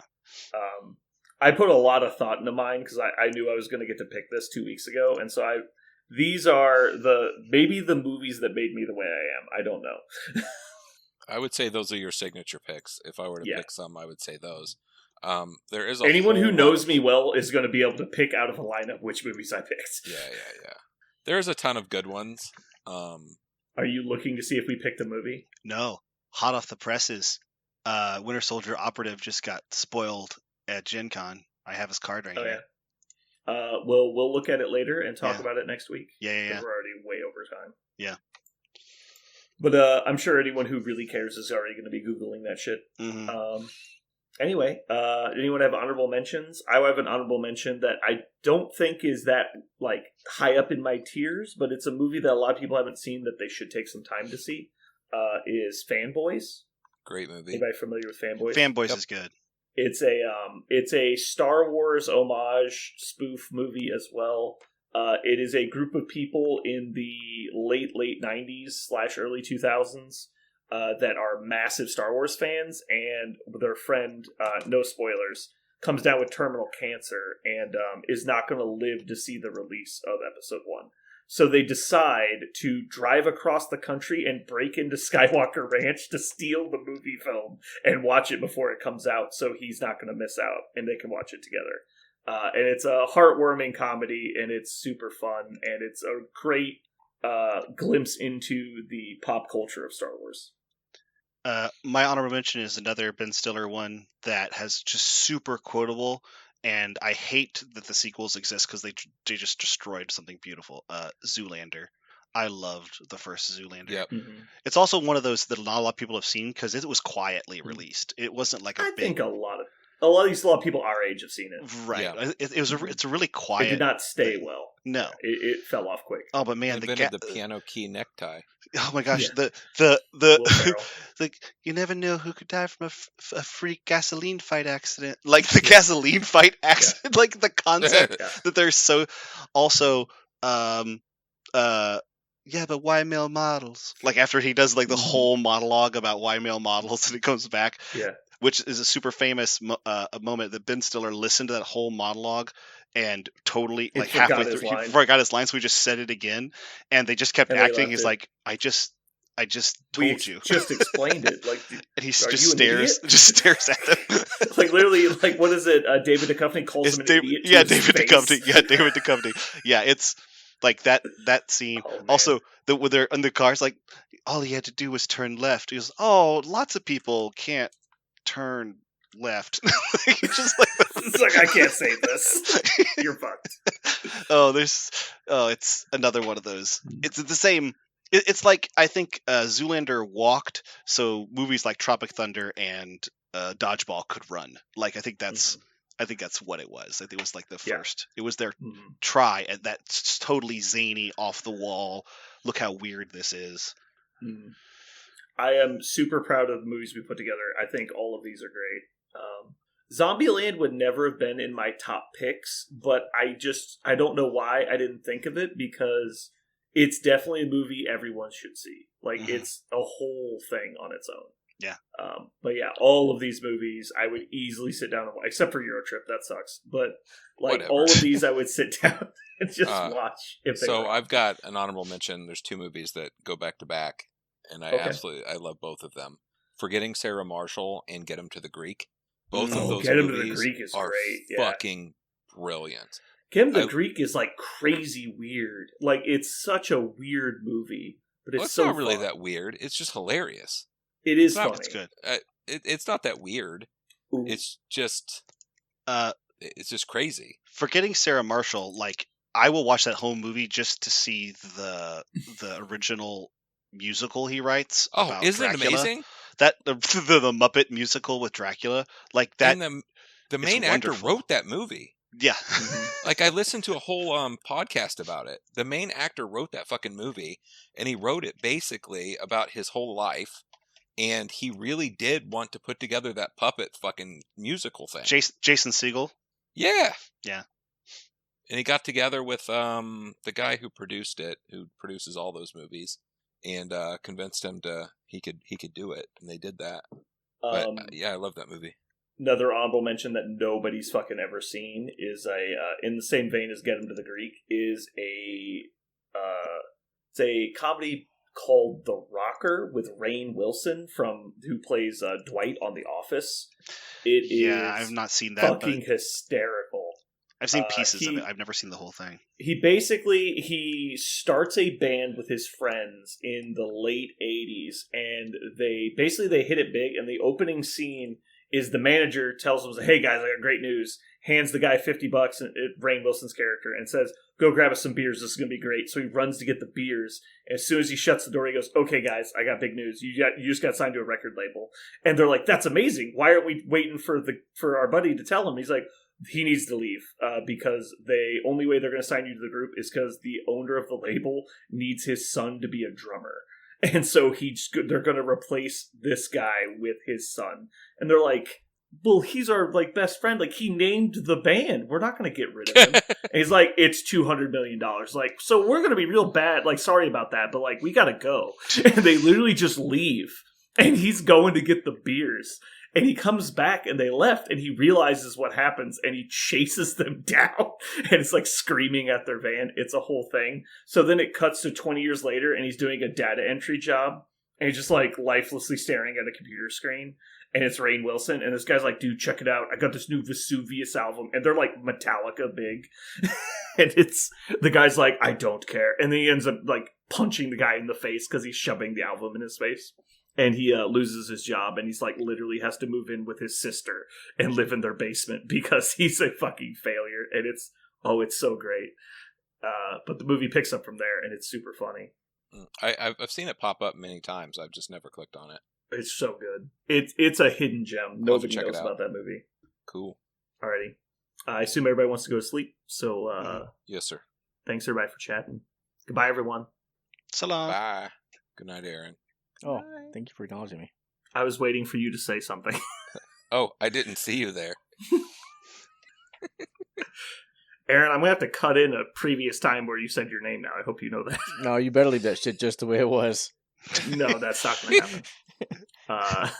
Aaron, if there's one thing I know about abusive relationships, is you need to not let others know you're being abusive. Okay. All right. Good night, everybody. This has been Brandon. And Parker. And Jeremy. And you just... Oh, no. Is this where I clap? I'm Is this done. where I clap? I'm done. I'm so sorry. I am so sorry. Aaron. And that's a wrap. Put it in bed. Aaron, I swear to God, you already went.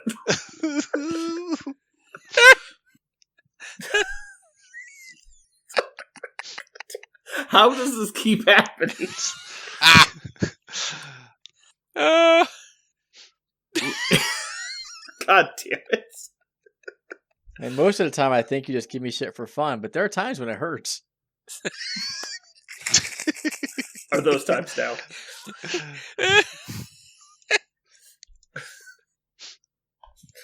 Okay, alright. I was so focused on coming up with a name for the episode. I know why. I do exactly that as the listening. reason. Yeah. Yeah, I know. No, I'm done. No, I need to do it. Do your sign off. You're good. No, I'm waiting for you, Aaron. Nope. We're going to wait for you because you're important. I refuse. But we'll be here for a long time then. He muted himself.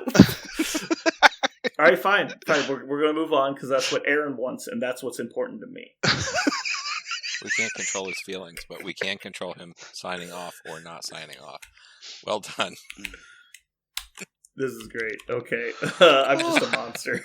All right.